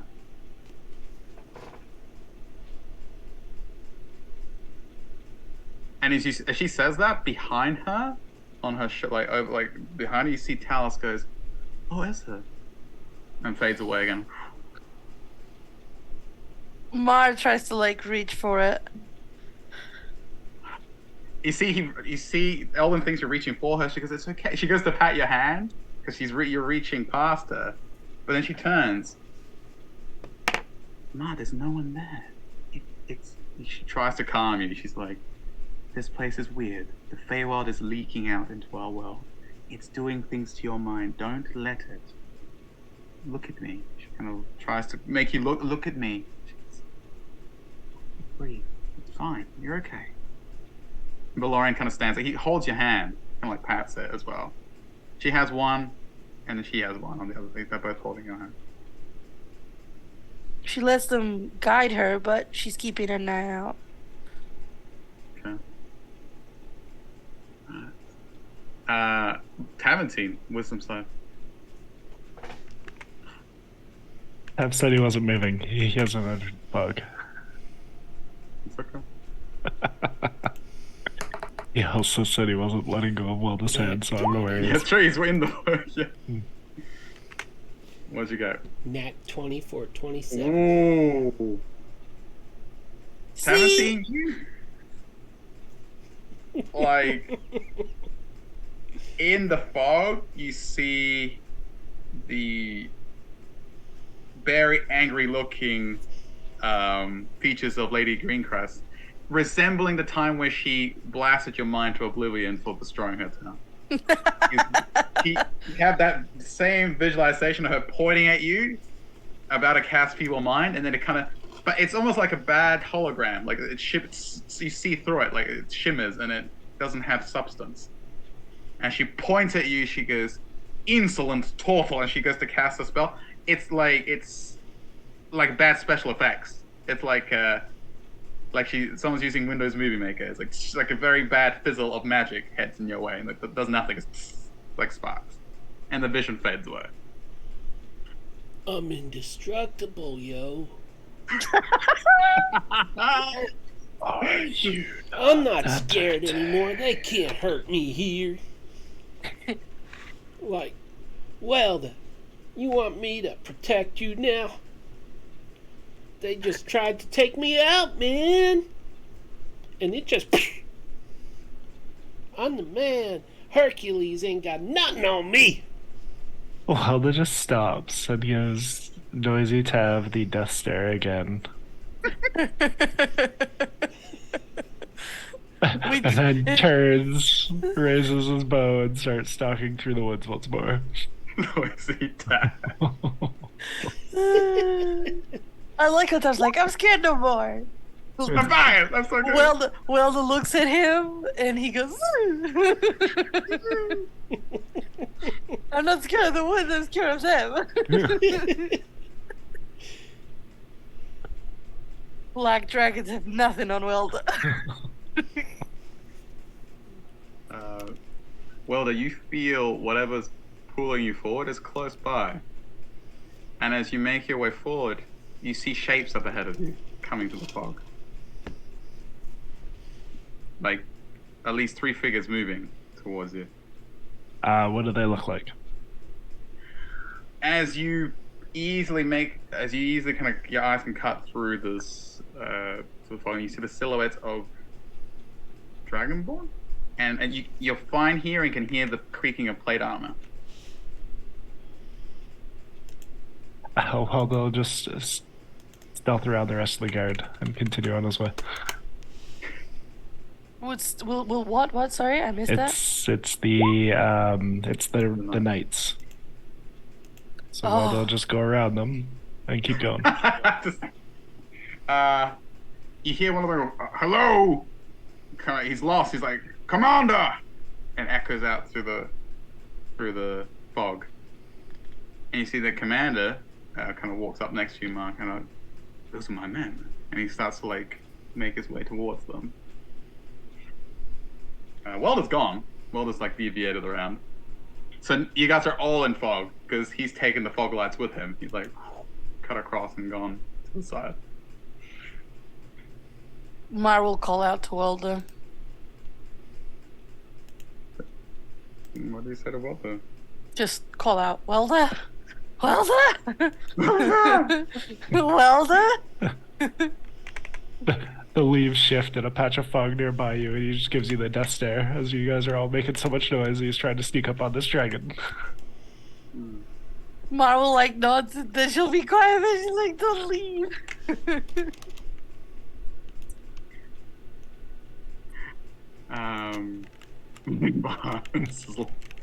Mar I- gets the death stare. She'll Just try. slings his bow, pulls out his hammock, starts setting it up. I No. guess we'll go when the rest of you are ready. Mar's like, what do you mean? What is happening? Like hanging his hammock up.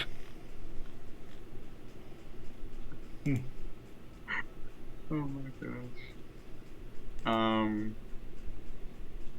As this is happening, and Tavern, are you still holding Welder's hand, or have you let go because you're all kinds of brave now?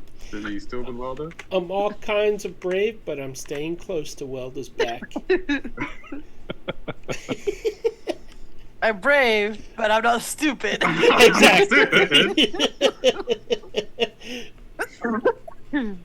Okay. Tarantine, as you're all kinds of brave, through the fog, and Welder is like up ahead of you. Oh, Waldo's like setting up the hammock, literally. Yeah, like you see Waiting Welder for kind of them. up ahead, kind of like goes, he starts setting up his hammock, irritated at the slow pace of this group. And through the fog, you swear, just like a ripple, like you swear you see the side of opalescent scales, and you see like what seems to be like a ruff of emerald green down this long snout and this chin, and these glimmering eyes with that same blue ethereal glow that the trees that you saw in the path have. For a brief moment, and it kind of looks at you, and it smiles at you. Yeah, you don't scare me. I'm a dragon slayer. The most Wait up, Welda. the most telling feature is that the two horns on the horns on this it was a dragon. The one horn arced behind its head, and another tip at its nose. So And like the two horns forming a shape reminiscent of a slender crescent moon as it faded away, Like a moon dragon? like a moonstone dragon. Whoa. Welda, I think I just saw your dragon. Do we go Well, this after is like it? on his hammock. It's been hunting you all for a couple of days now. Couple of days?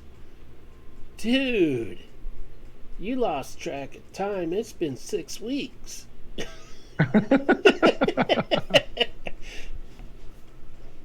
No, seriously, man. Like, if it's hunting us, why are we looking for it? Who Only- blew the stealth roll? only He's talking about stealth rolls to no one. only Welda saw the dragon, right? Tav. Tabsaw. Oh, Tav. Yeah. Okay. There's a Are you still in bird form? No. Oh, my. At this And point, B, like, Mar is got Valorian on one hand, Elwyn on the other, and she's not yeah, feeling through too the fog. good. Yeah, Mar. they're just approaching slowly. Don't freak Are you out. here? Sorry, go ahead. Don't freak out, Mar.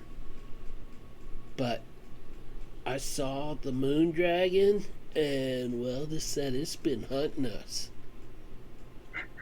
But there's nothing to worry about, okay? They can't hurt us. Okay? Mar Because they tried. Slowly turns to Taventine. She lets go of the hand of Elwyn and Valorian. Very slowly puts her hands on Taventine's shoulders. Babe, stop! Like, Valerian's like, whoa, ma! Like, I gotta heal my the broken dragon, neck. the dragon's got her. The dragon has her. The Ma, dragon ma, has ma, who? ma. It's an illusion, ma. He's trying to like reinforce what Elwyn is saying. She goes, yeah, it's You don't. How do you know that? You don't know that? Tavertine's just going back and forth looking at each one. Ma, you're seeing things that are not there. When you try to touch it, did you go through her? Yes. But how would they do? How did they? How do they know what she looks like if they don't have her? You see, as you say, she goes, it's fine. You see Talus, you hear her voice next, she goes, yeah, that is odd, isn't it? And she kind of, you look at her, she's there, like, kind of like, look at you, shrugs, fades away.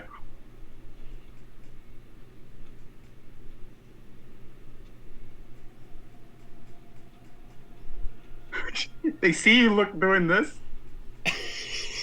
Ma, she kind of gently puts a hand on your chin, on your snout, and your jaw, and she goes, Ma, what's wrong? You keep doing this. Okay. She's. How do they know it's her if they don't have her? It's using your mind, your memories. They mess with the stuff of dreams. You're projecting, Talus.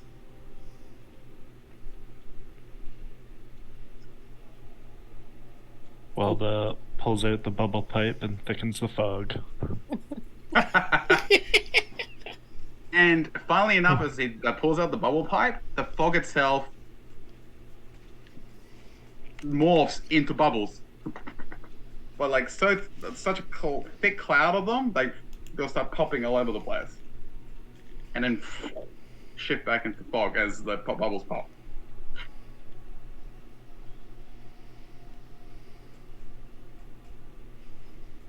Well, in your mind, you hear Rani go, "So close, dearie, so close. Little further." And immediately you feel that tether tug at you again.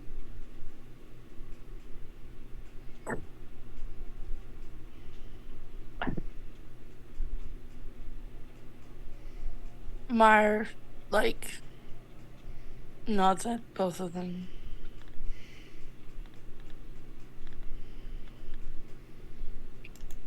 Stands there waiting.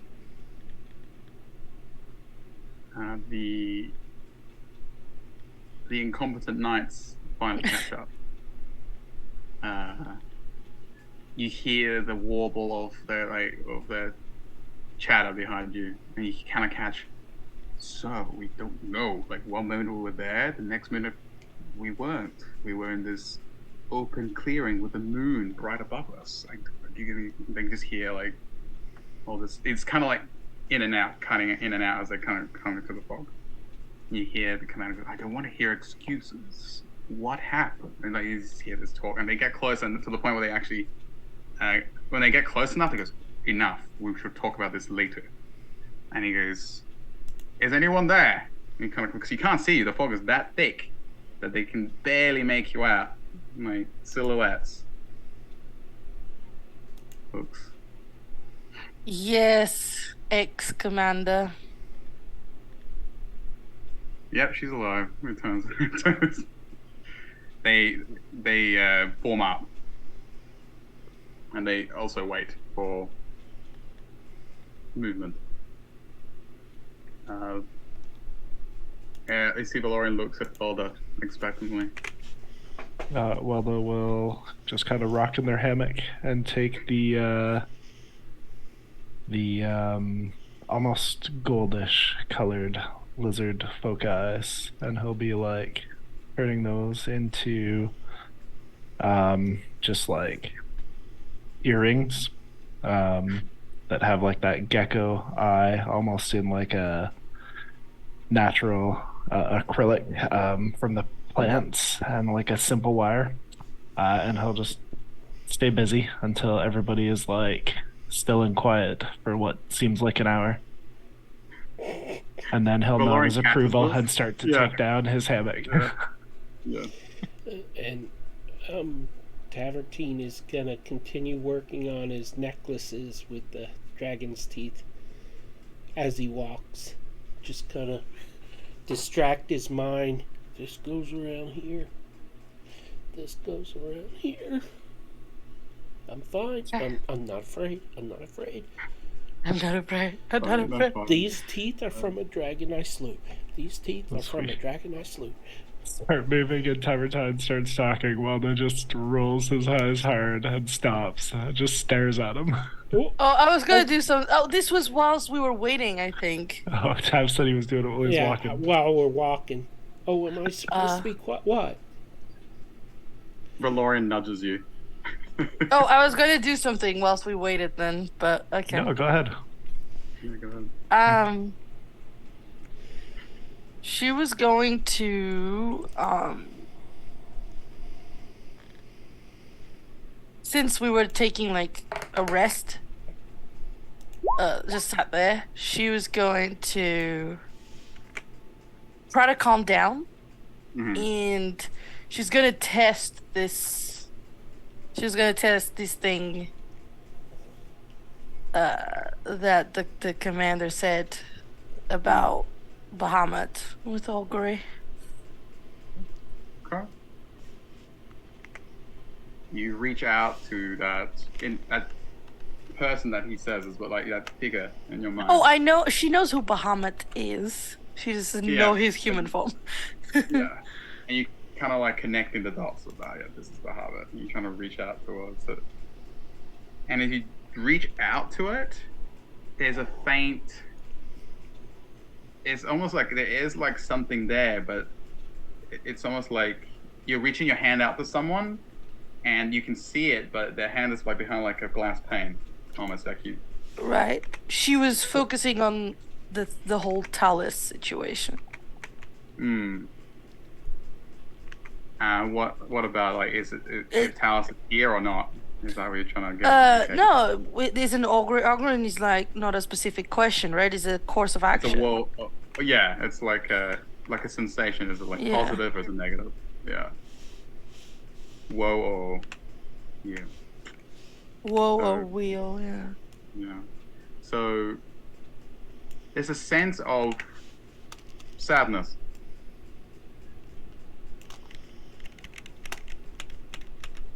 We also get the feeling that wherever Talos is, it's not here. There is sadness when you think of her, and it kind of reinforces what Mr. Incompetent told you. Sir Incompetent. Yeah, she'll shed a couple tears in silence, and then she'll come back through and determined. That's the change. Like, she's determined. Right, so everyone quiets down. You see everyone kind of like, with Haventine, I believe, is trying to be stealthy, but everyone kind of looks to Welder. They kind of all kind of get the gist that he wants everyone to be quiet.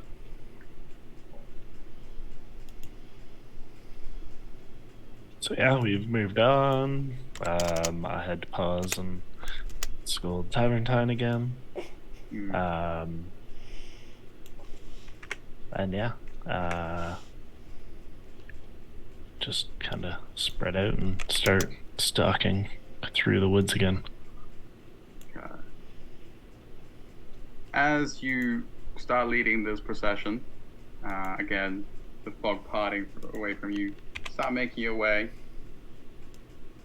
and maybe it to you might feel like hours, or minutes. You manage to come to a part of the path, and there's a path still, that as you step close to a part, like you're kind of walking forwards, and there's a section in front of you that's imperceptible, almost, but for the fact that there's like a shimmer in the air. And as you look at it, because you can clearly see through it, it's the same path, but it's like instead of fog, it's like there seems to be like this silvery kind of light on the other end. Like it's dark, but it's like lit up with this silvery kind of moonlight.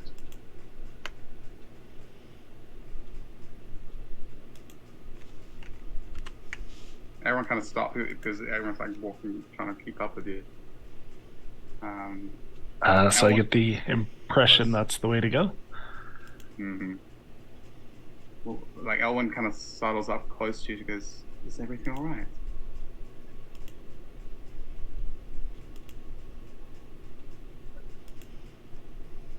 It's time to meet another dragon.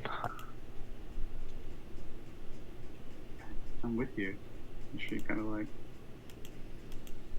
stands there next to you, kind of gently puts a hand on your shoulder. Lead the way.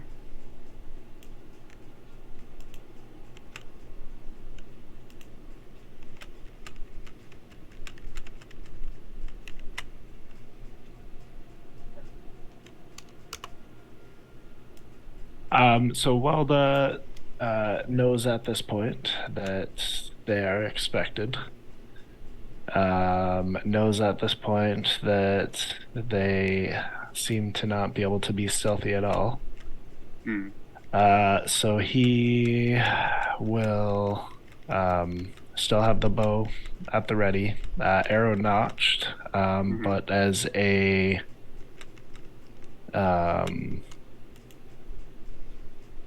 more like a not like up, raised, drawn, just kind of at the side, at the ready is more of a just show of respect and just walk in with intent. Everyone else that's close to Welder see him step seemingly forwards and vanish. Like a ripple in the air. And he steps forward. Elwyn looks to everyone and quickly follows after. Well, a little alarmed, but keeping her composure, walks through. Yeah, Mar will. She's determined. She'll step through as well. Follow. Valorian looks at time and time. He goes, "So thoughtful. It's time to prove your worth. After you." Oh, yeah. I'm okay. And He's I'll making stand sure right that you at go the through. edge, and I'll be like, "I'm good. I'm gonna go. I'm gonna go, dude. You are. Don't You're gonna be push fine. me. You're Don't. gonna be good. I I'm not am. gonna push you. You're gonna be okay." This grass is holding my feet. I don't know what's going on. He goes, "Oh, really? What grass?" And he's like looking down and he's directing your gaze. He goes, "Look out, 17." And he's like, look, And I stumble and he through. telekinetically pushes you through to the fake crossing. Not through. Yeah, so all of you tumble through, and well, he tumbles through, everyone else walks through, and you all immediately notice it's the path, but Ma, you look up, and you see the moonlight streaming through the canopy. It's like a full moon, just the light bathing the path, and it seems almost like the path seems to light up with the same like silvery light. It almost seems to glow. Almost like a walkway that lights up. These runes appear on the they kind of seem to light up with as the light of the moon bathes them. As you look back, you see the knights and Valorian step through. And the commander? He walks through as well. They all walk through. They all kind of look a bit confused, but maintain their composure.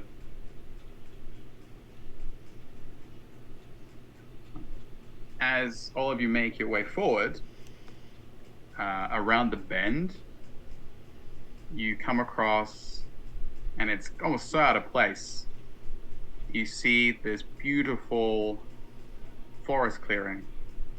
Just wide, it opens up. It goes from like densely packed trees to just an open, almost idyllic clearing.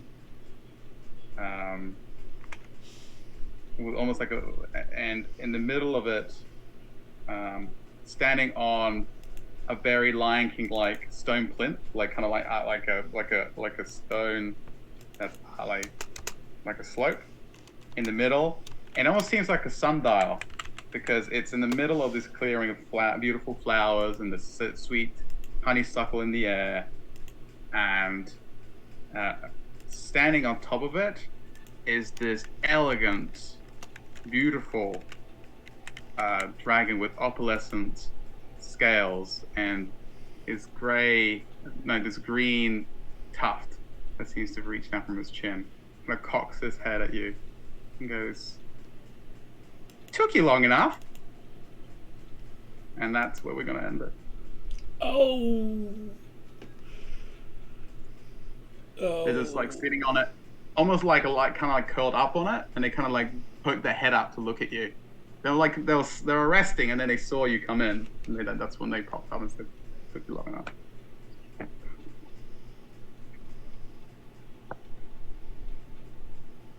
And that's all she wrote today. That was intense, man.